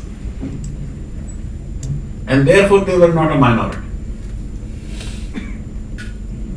Of course, Kapil Sibal had to respond, but it was not a Christian rule. They were not governed by the Pope. Supreme Court rejected it, and Supreme Court said that the minority status will be seen on the commencement of the Constitution. Who is a minority will be examined on 26 January 1950. There is a judgment from Allahabad High Court which has said that Muslims are not a minority. Why? They may be less than 50%, but they are 15%. They are too many, they are 14 crores, therefore they are not a minority. The problem with the Supreme Court judgment is, with which I will close, it's a great judgment, but it's problematic. A minority institution is not supposed to be wholly for the minority. I am saying it is not supposed to be even substantially for the minority. Because if this is so, it loses the purpose. If I have an institution where everybody is speaking Urdu, I speak Urdu, the other person also speaks Urdu, Urdu is not going to become a popular language unless we have non-Urdu speaking people there. Your language, your religion, your culture will get the acceptability when in the minority institutions you have non-minority students as well. Therefore, I have no grievance that minority institutions are having 62% non-minority. Similarly, Supreme Court wants that the administration of a minority university should be what the court called overwhelmingly in the hands of a minority. Be absolutely wrong. A minority community setting up a medical college may not be having a neuroscience expert. How will they set up a neuroscience department unless they borrow someone as a head of a department? If a minority institution has to set up a department of sociology, we need Professor Pushpish. You can't be saying if I appointed him that I lose my minority character. A minority institution should be judged as a minority, looking at who founded it, with what purpose, not doing this census. If you have these many non-minority, you are not a minority. That's not the purpose. And finally, minority institutions, even if they are government aided, they retain their minority character. Number of Supreme Court judgments are there. It is impossible for an educational institution to survive without government aid. But look at the vision of Alladi and Dr. Ambedkar and Sardar Patel. In the Article 30 it is written, Clause 2, which Arnab Goswami has not read. In granting aid, the state shall not discriminate against an institution if it is under the management of a minority. Whether you will get aid, you will not get aid. Government will decide on merit. You can't say it is a minority, therefore it will not get aid. It is decided on merit. And lastly, I would say that government regulations are permissible. A minority institution cannot say that I am an island in myself. Autonomy is to be given, not only to minority, but even to non-minority institutions like HHCU or Nalsar or Manu or any other university. In another context, I have written, Indian higher education sector is over-regulated and grossly underfunded. We have too many masters, UGC, AICT, NAC, this, that, PCI. That's why none of our universities is there in top 200 universities. And again I would say, as we don't follow Savarkar or Golwalkar, we don't follow the ancient Indian system of education. In our golden era, Gurukuls were not controlled by the state. What nomenclature will be there of a degree was not decided by UGC. There was no UGC in ancient India. The Guru will decide what will be the curriculum, how it will be taught, whom he will teach. At times he can also discriminate, like Dronacharya excluding Eklavya. But the point is the full autonomy to the Gurukul. They are the masters of designing and developing curriculum. So we are not following our own ancient traditions. Minority institutions also don't have, I didn't really read my paper, don't have a right to maladminister. You have a right to administer, not mismanage. Unfortunately, number of minority institutions are being mismanaged. The vice chancellors of minority institutions think that they are the kings. The private minority institutions, the private management has converted it into a kind of a profit-making enterprise. That is another difference between United States and us. That they are the private players, the philanthropists had created big endowments, given it to university and withdrew from it. Our private sector has set up their own institutions, some as minority institutions, and there they don't pay teachers even the UGC scales. Their admission system is not fair, but that was not the purpose of a minority right under our constitution. Minority institutions certainly are to be subjected to governmental regulation. But governmental regulations cannot annihilate or destroy the minority character. Supreme Court has been categorical in saying that governmental aid cannot come with such conditions which will destroy the minority character. You can't be asking minorities to surrender their rights. I believe in the preservation of diversity. If India is to be explained in one word, it is diversity. Having different options on table helps us in arriving at a right decision. And if minority includes Hindus as a religious minority, Hindus also as a linguistic minority, what is the fuss about it? I believe that, as I said in the beginning, that our courts have been very liberal in understanding the true importance of minority rights, and therefore Supreme Court has said in Lily Curian that Article 30 is an article of faith. In Kerala Education Bill, a 7-judge bench said it is a sacred obligation. In St. Xavier's College, Ahmedabad St. Xavier's College, a 9-judge bench said minority rights are the conscience of the nation. In the Siddhaj Bhai, they said it is an absolute right, because Article 30 and 20 are the only rights which are not subjected to any conditions given in the Constitution. And in the Keshavananda Bharati, Supreme Court said that it is the part of a basic structure. And if it is the part of a basic structure, the Parliament, so far the Constitution stands, does not have the power to delete it even by a Constitution. Thank you very much.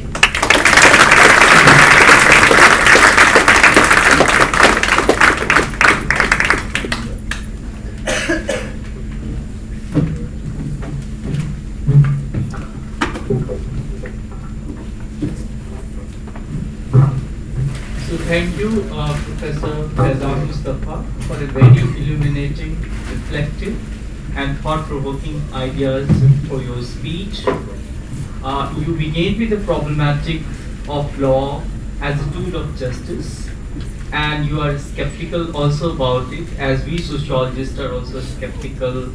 But one needs to engage with the law, and law is also inevitable.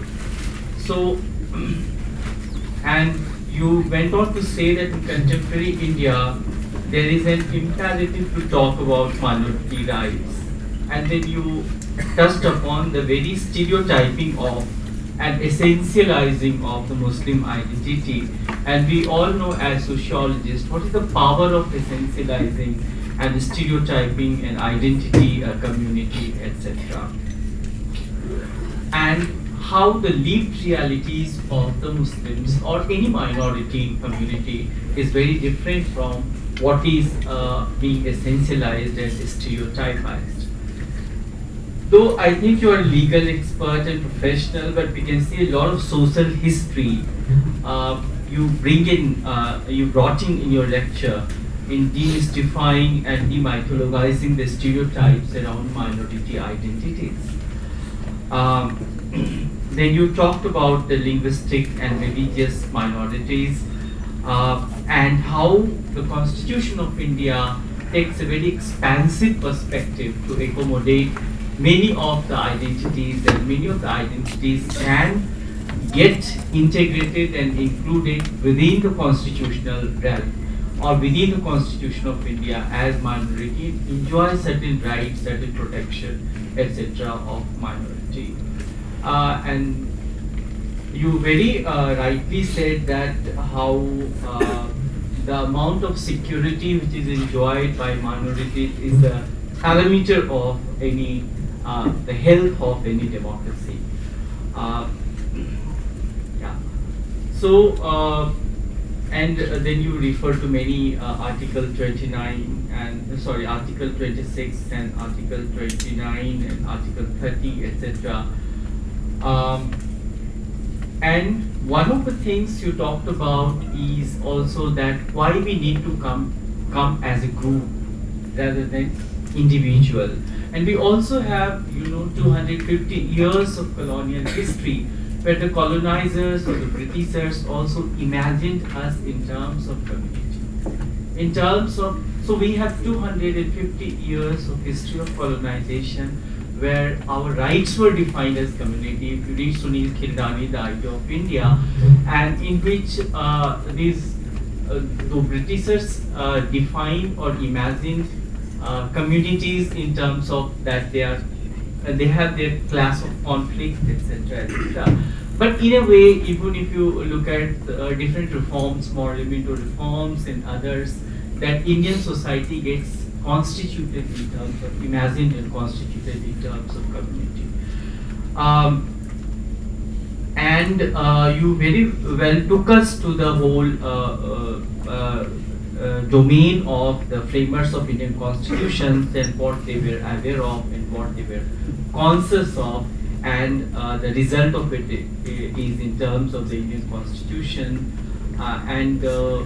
You also talked about how the framers opted for integration model and not the assimilationist model, and they were very aware of the threats of majoritarianism.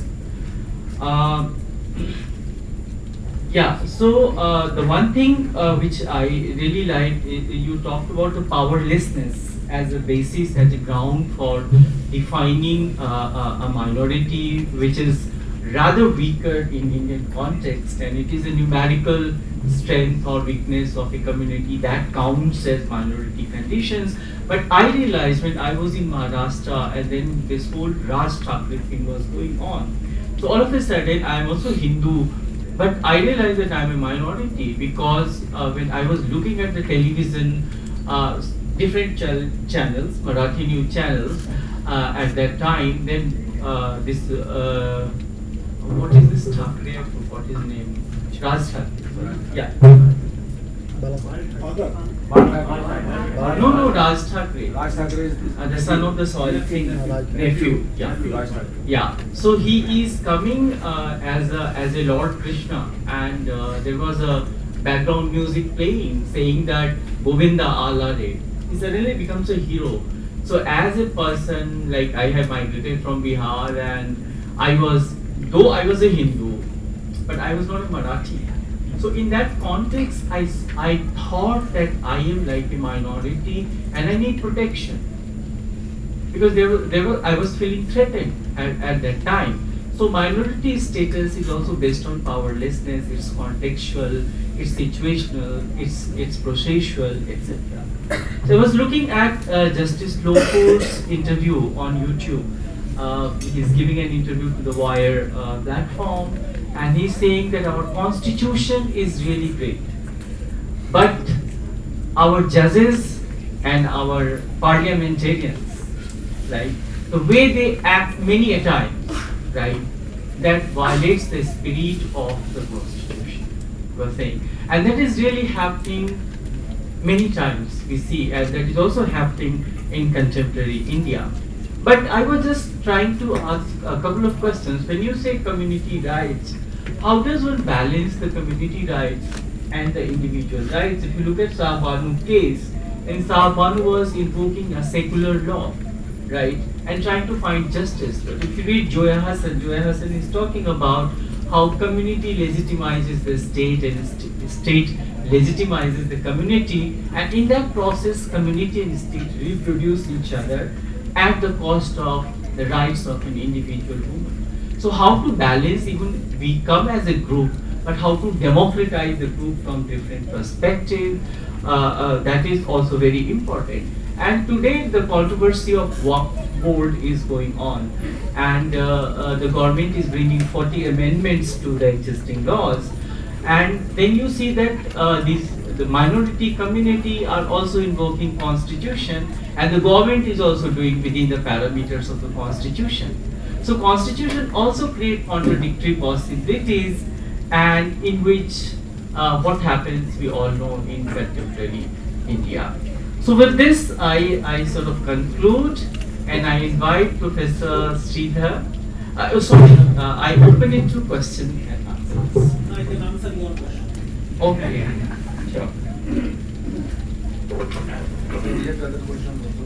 Yeah, sure. Sorry. I think this question deserves a long answer. Thank you, Professor Prof. Both are very pertinent questions. It's okay. The thumb rule is that while protecting the rights of a minority, you will not violate the right of a minority within minority. So Muslim women are a minority within minority. That you cannot do. This is one rule. Two, you will not, while conceding a group right, go against the Constitution. And therefore, anything which is not compatible with the Constitution will not be allowed in the name of a group. This is the other. Now, on Shah Bano, the problem was, and my Lord Justice Narayan will understand it better, the case is under 125. Now 125 first gives an absurd definition of a wife to say that wife includes even a divorced wife, which is not based on any common sense. The whole idea of a maintenance is that there is to be a relationship. Once that relationship is gone, you can't be claiming divorce from a stranger. And therefore 127 created an exception for 125, saying that if she has been paid an amount due under the customary law on divorce, then husband will not be liable to maintain her. Until Shah Bano, the decisions of the Supreme Court given by very progressive judge, Justice Krishna here, in Bai Tahira and Fazlan B, was that if dower is paid, then you are exempt from that, and meher is paid, then you are exempt from that. The only thing is that the amount of meher must be reasonable. You can't be saying 100 rupees as meher. If that amount is reasonable, that's all. Now, as the case reached before Justice Chandrachud in Shah Bano, he rightly interpreted that meher is not an amount which is due under Muslim personal law on divorce. It has nothing to do with divorce. If you have not paid dower, it is your problem, because meher is an amount payable by a Muslim husband as a mark of respect to the wife at the time of marriage. Therefore, even if you have paid dower at the time of divorce, dower is not that amount, and therefore 125 applies. Had he stopped there, nothing would have happened. The case is under a secular law. You are interpreting a secular law. You are giving a right interpretation. What is under Muslim law an amount due on divorce? You said dower is not that amount. Fine, perfectly alright. Our judges have a problem of justifying their judgments by quoting scriptures unnecessarily. Since we are in modern Western legal tradition, we should not look backward either to Vedas or Upanishads or Quran or Bible or this or that. He then quoted a verse from Quran 241 and said, look, even Quran says that it is a duty on the righteous to make a fair provision. Now, fair provision is not the periodic maintenance. It is some lump sum, parting gift kind of a thing which is to pay, which is the meaning of that word mata, which is used. So it is not dower, it is mata, but mata is some lump sum. By unnecessarily quoting Quran, which was not necessary, he fell in a trap of fanatic who said, look, Supreme Court is interpreting Quran and interpreting Sharia and this and that. That's one answer. About the waqf, again, my take is very simple. This was a golden opportunity for us to have a uniform civil code.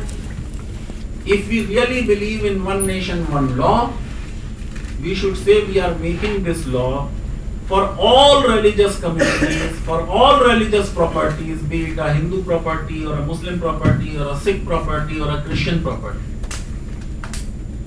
Why should you have a separate law for Muslims and separate law in Telangana, in Andhra, in Tamil Nadu and this and that?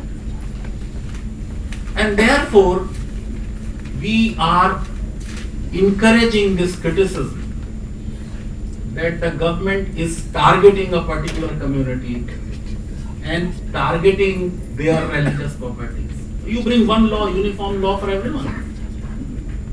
So I don't have time to go into the Waqf bill some other time, but that is precisely the point. Have one law for all religious communities, for all religious properties. It will be acceptable. It would have made much sense, because even Muslims are saying, don't mistreat us. Whatever you are giving to the Hindu community under the Hindu Religious and Charitable Institutions Act in Madras or in Telangana or in other states, give to us. Fair enough. Yeah, other questions. Please. I'm okay. Let them ask.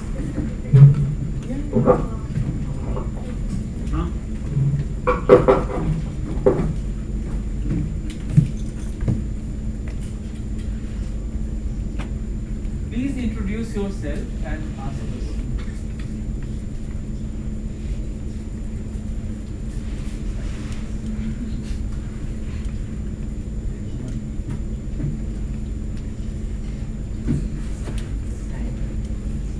It was such a bad lecture. Nobody.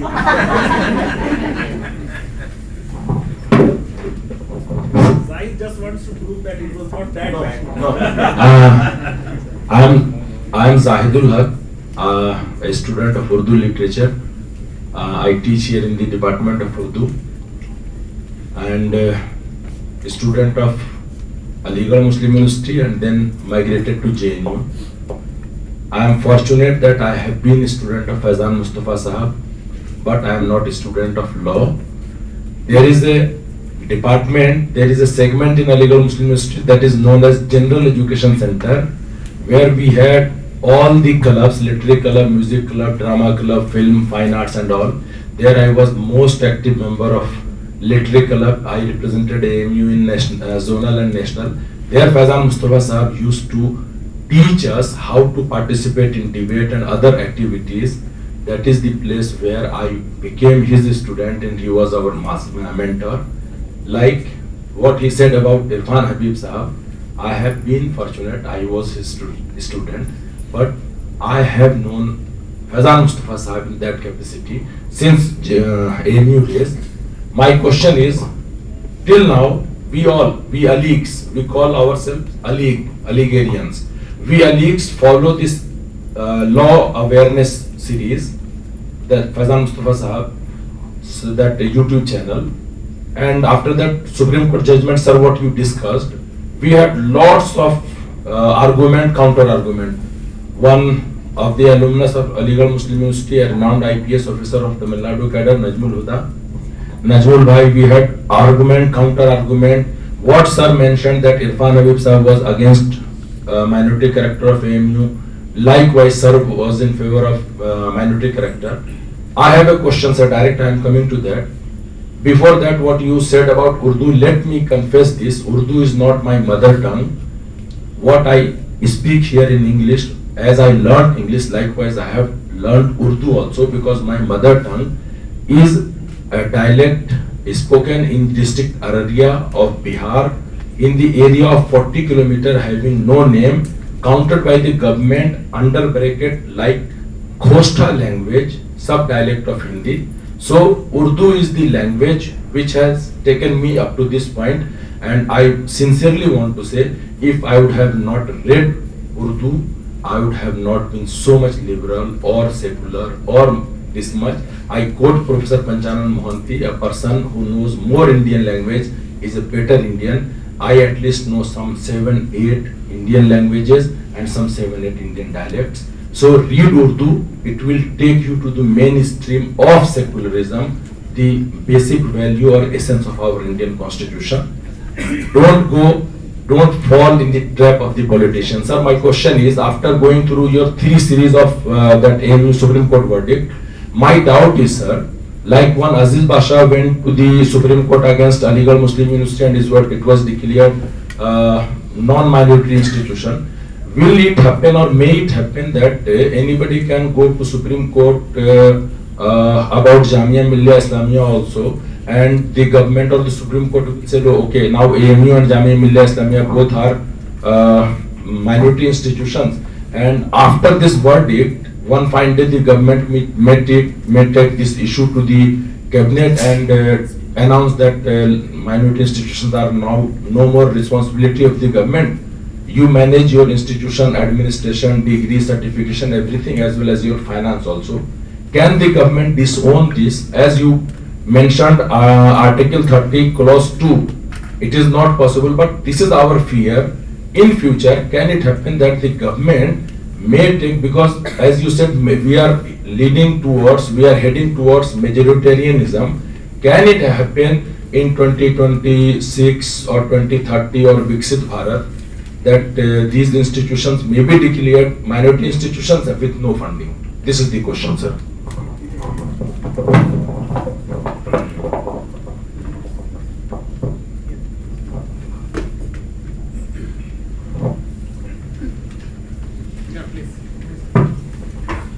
Good evening to all of you, sir. My name is Ravindra Babu. I came from Vijayawada. I worked for 30 years in Central PWD. Our department also constructed some buildings in this campus. Even I have designed one structural design for one building. I took voluntary retirement 4 years ago and completed my LLB. Earlier I was a MTech structural engineer. Now I am an advocate practicing. And in the 2023 PG law entrance, I was the state topper in Telangana law entrance. Now my question is, regarding these minority rights, one of my friend was telling to differentiate between invention and discovery. One beautiful quotation is told, man invented God, but so far he could not discover him. Like that, why do non-believers be given a minority status?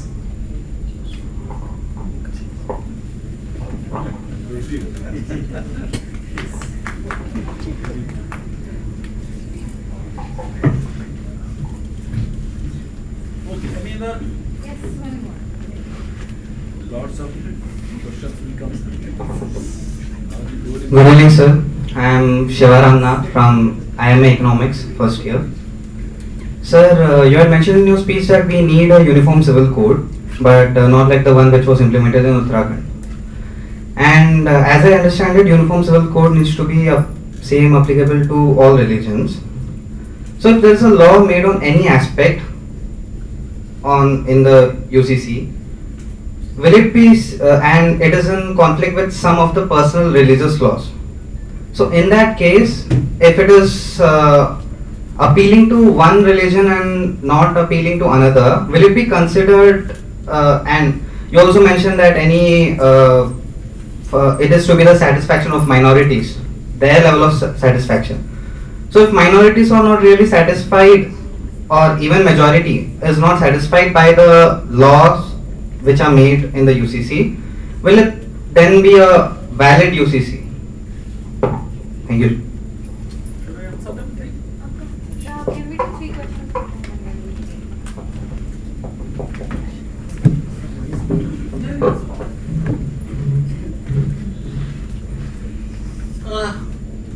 The question is that I just told you that the jurisprudence of the Supreme Court is that the aid cannot be coming with such conditions which will destroy the minority. There is no right to aid even for HCU.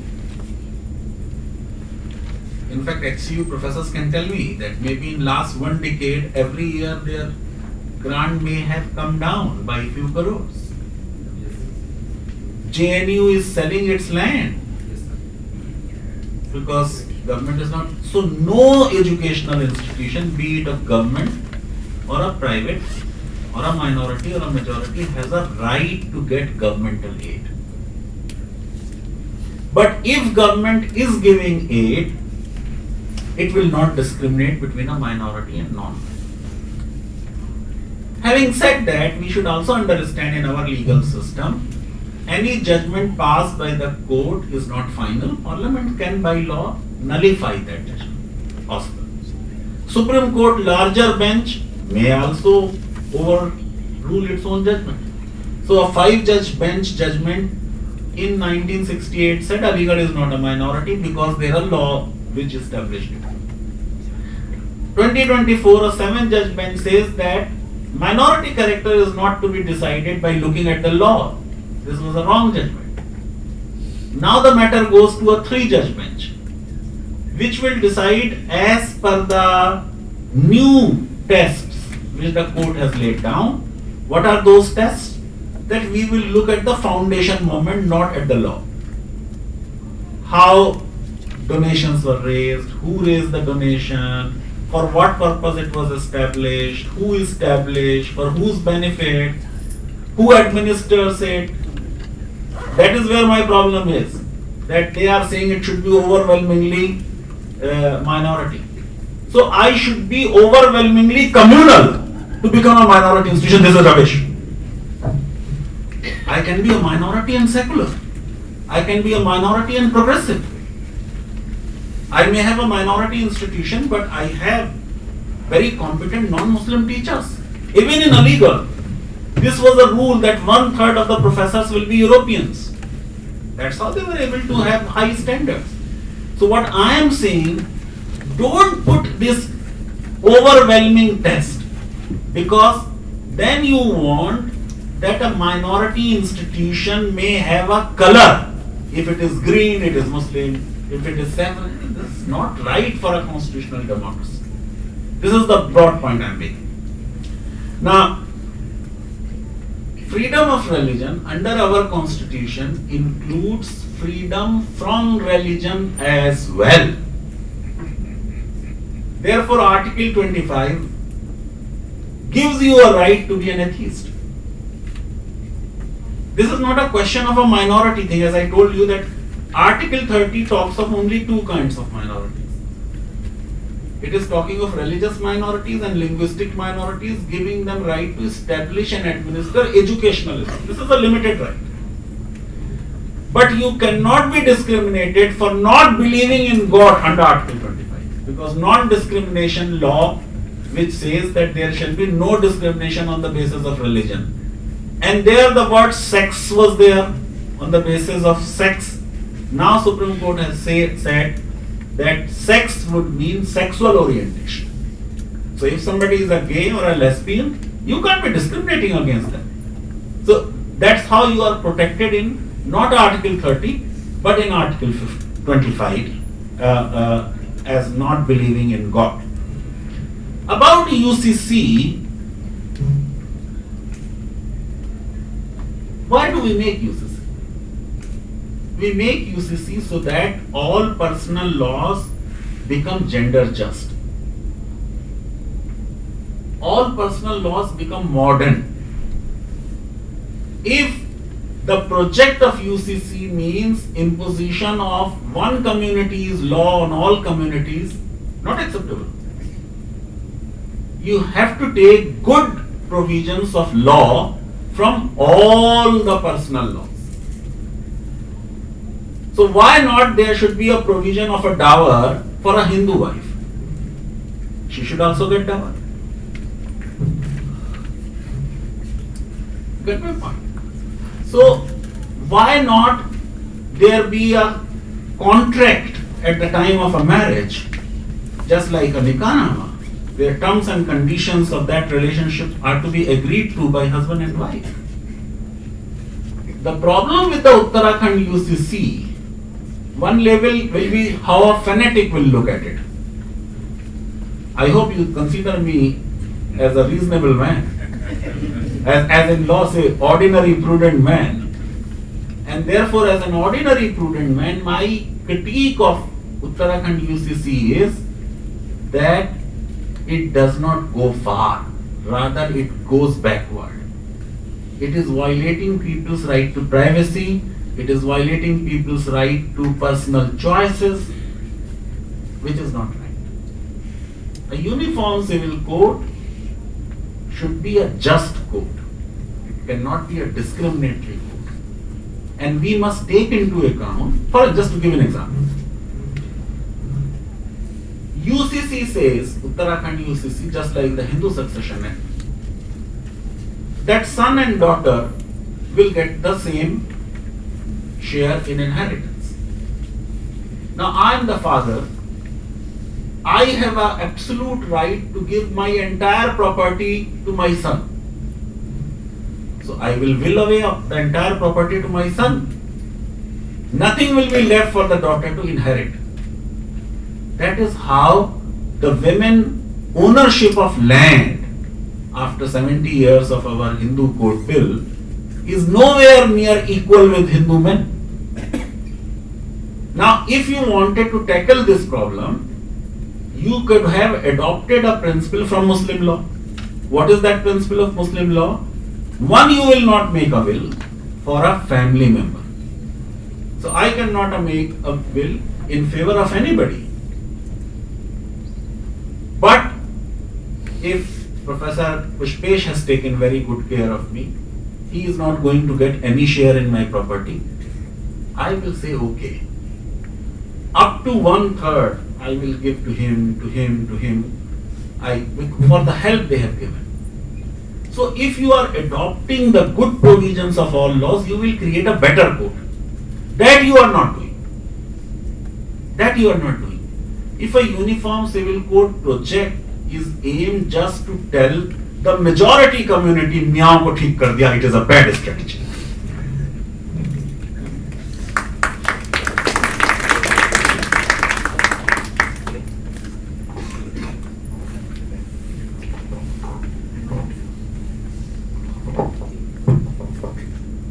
Good evening, sir. I am Kusma from IMA Economics.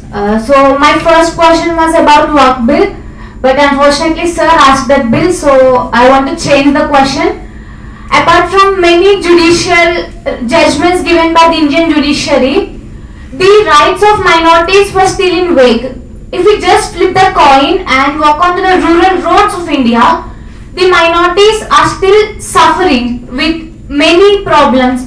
So what do you think? Either it's the fault of the government which is not implementing the policies, or is it the fault of the Indian judiciary which is not giving a judgment which will be changing the lives of the people of those minorities working on the rural sides of India?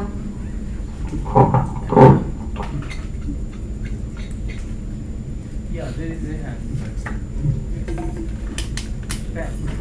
There is someone here.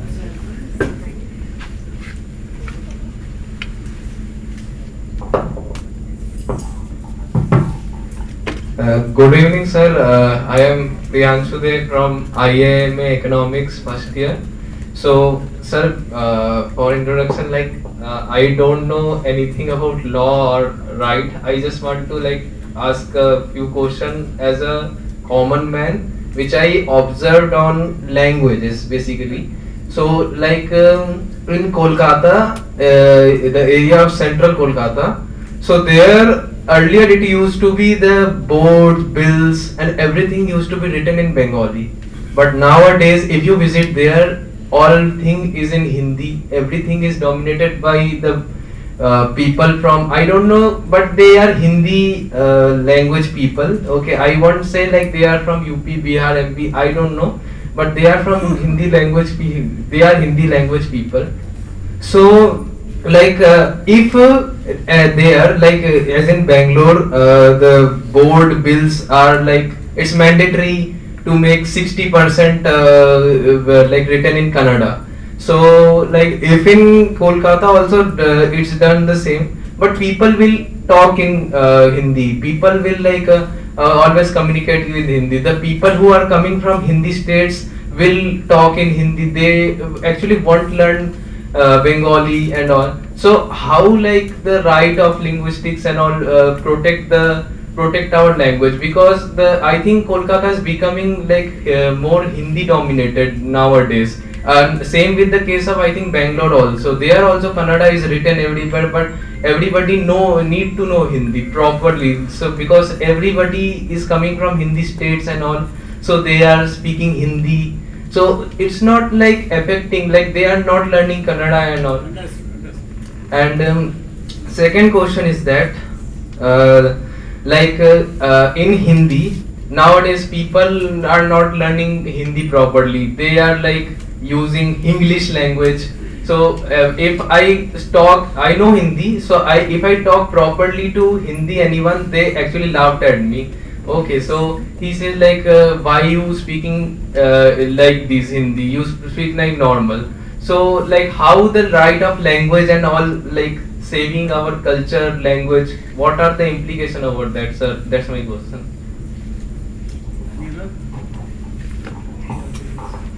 Let that be the last question. Yeah, sure.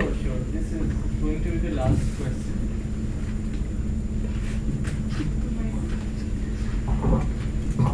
Good evening, sir. I am Hadi Muhammad from IMA Political Science.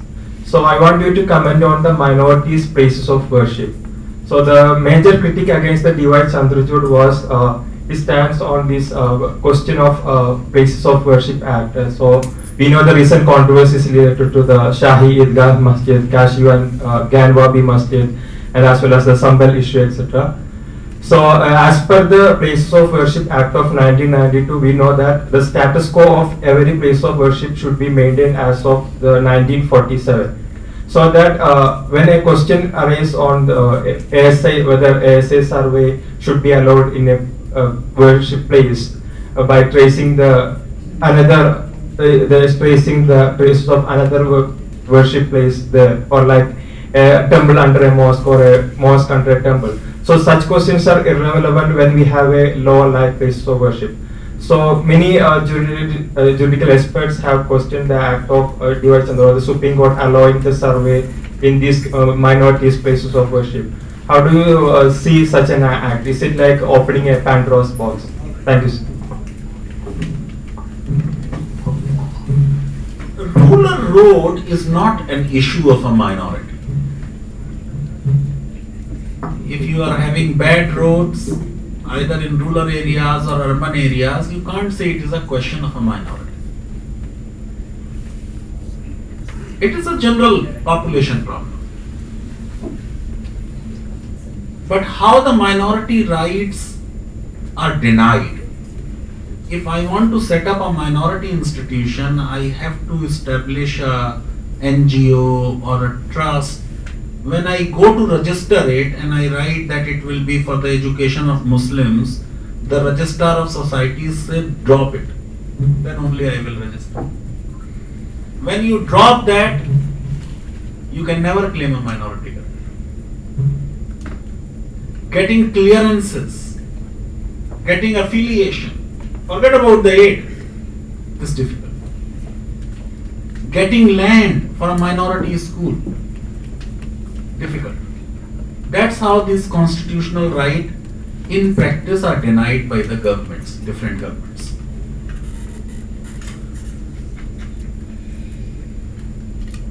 In Bengal, if you have Hindi boards, this is good for the minority because the majority is Bengali.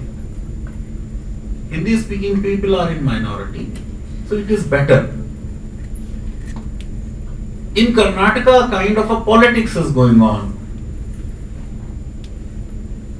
because two political parties are having a fight there. So they are just trying to show who is more closer to Kannada culture, who is preserving Kannada culture. That's why such things happen. About the DYC thing, I had also said it and written also it somewhere. You have a 5-judge judgment in the Babri Masjid case. The judgment is not based on the ASI report at all. Supreme Court is categorical.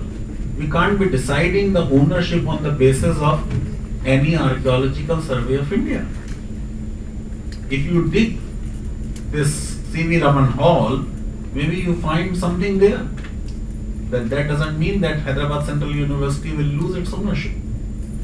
In any case, the ASI report in spite of all its deficiencies, it was Vajpayee government, the Ministry of Culture was under the BJP minister. There is a gap of 300 years, which the report does not mention at all. What happened in these 300 years? Nowhere said that a Ram temple was demolished to construct the public mosque. Their statements are quite vague that probably there was some Hindu structure. But judgment is not on that basis. Judgment is on the basis that the Muslims could not prove that it was a waqf property. They could not prove it waqf by user. One may disagree with the court, how they appreciated evidence, but this is not my brief this evening. Having decided that case and referred to Places of Worship Act, and having said in that judgment that non-retrogression is the policy of our constitution, and that's why we made the 1991 Act, that no more religious disputes would be opened up. He cannot make an oral observation. But what I had said, and then he, after 4 days of my statement, in another interview he himself accepted, oral observation of CJI Chandrachud in the Gyanvapi case carry no legal weight. A judge, to understand an argument, asks number of questions. The problem is with the people, with the media, with the lower court judges. This is not there in the order of the court. True, he allowed survey, which he could not probably allow, because what he said orally was that though the character cannot be changed, but what was the character may be ascertained, which is an unnecessary exercise which will polarize our society, create more religious conflicts. If we really want to be a Viksit Bharat, I am not saying that you become an atheist, unless you really want to. But any country where all the time you talk of religion, how can you develop? The framers of Indian Constitution wanted us to have a spirit of inquiry and scientific temper, which is our fundamental duty. All religions are old, relics of past. Should we look to past or look to future? That is what the country should decide. I think too much of religion is there in the public square in India. And unfortunately, this excessive religiosity and the public demonstration of religiosity is completely devoid of spirituality. What our religion or every religion will teach is spirituality, righteousness, justice. No religion will talk of hate, no religion will talk of killing people, but you have so much of hate around. And therefore the problem is not in religion.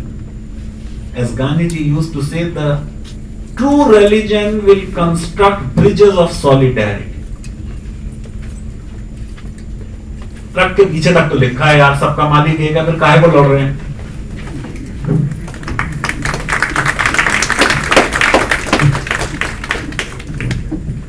So I call upon Professor Sridhar to hold the line.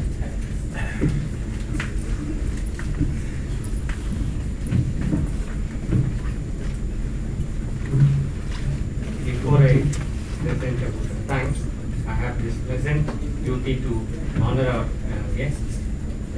Faizan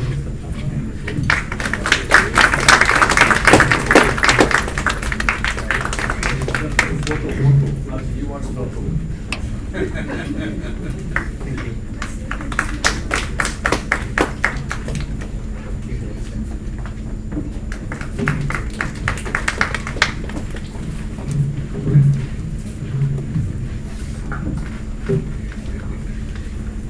There was a reference a little while ago on the demolition of Babri Masjid. A poet, a Telugu poet called Khader Mohiuddin, wrote a poem called Puttumatta, which roughly translated will be birthmark. Years before the demolition of Babri Masjid, in some sense foreseeing that such a thing might happen. And Professor Faizan Mustafa was talking to us about the fear and the insecurity a minority feels in this country. And minority, as he rightly put it, doesn't necessarily mean only a religious minority. And this poet talks about what kind, and talks in this poem about what kind of a fear or insecurity does, what kind of a fear or insecurity animates a Muslim's life in a majoritarian Hindu state.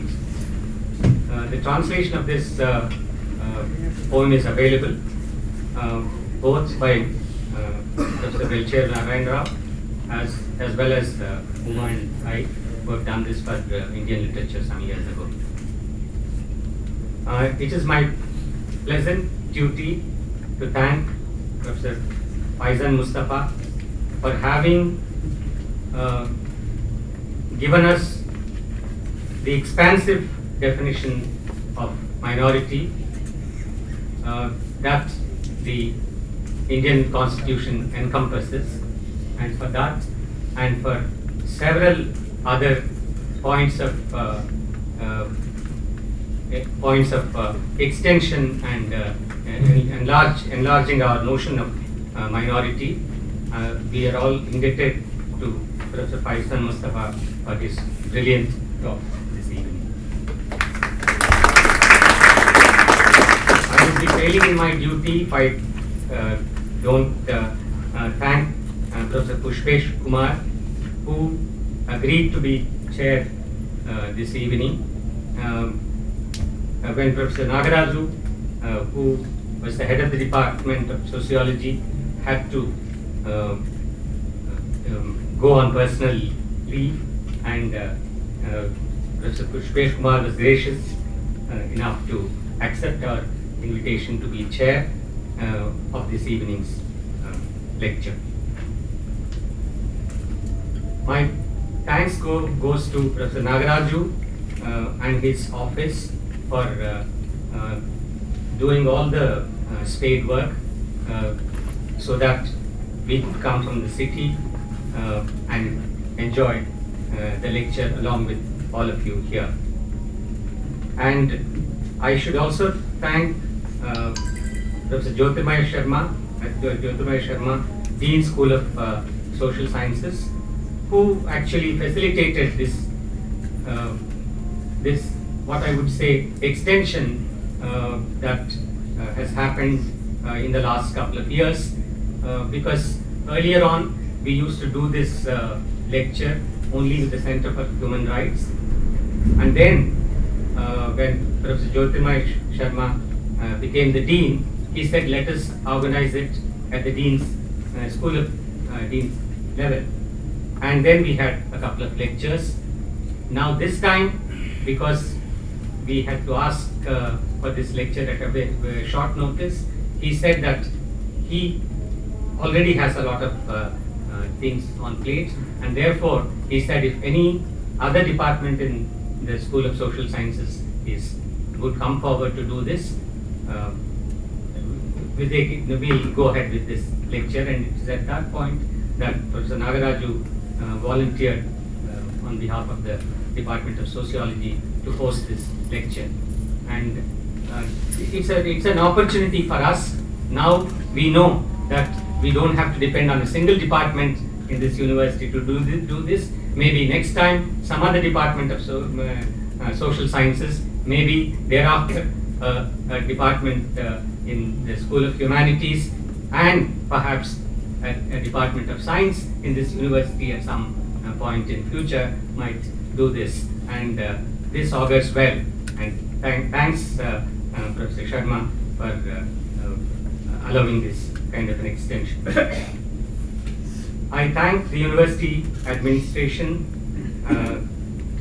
the PRO's office, led by Mr. Ashish Thomas, for giving wide coverage to this lecture, and also for contacting the media. And Professor Annavaram, I do not have words to thank him for doing this when I didn't know Professor Annavaram before this particular event, and there was perhaps not a day when we had not exchanged a mail or so to conduct this lecture, and he has overseen every single aspect of the conduct of this lecture. For this, a big thank you to Professor Annavaram. The student volunteers, along with Professor Annavaram, who have taken every care to go into the minute details of each of the things that we need to think about, and for them, big thank you. And the staff of the Raman Auditorium, who have facilitated this lecture this evening. And of course, the audience for patiently waiting till the last word from me today, for patiently listening to every nuance of the question of minority and the definition of minority that Professor Faizan Mustafa was advancing this evening. And thanks one and all.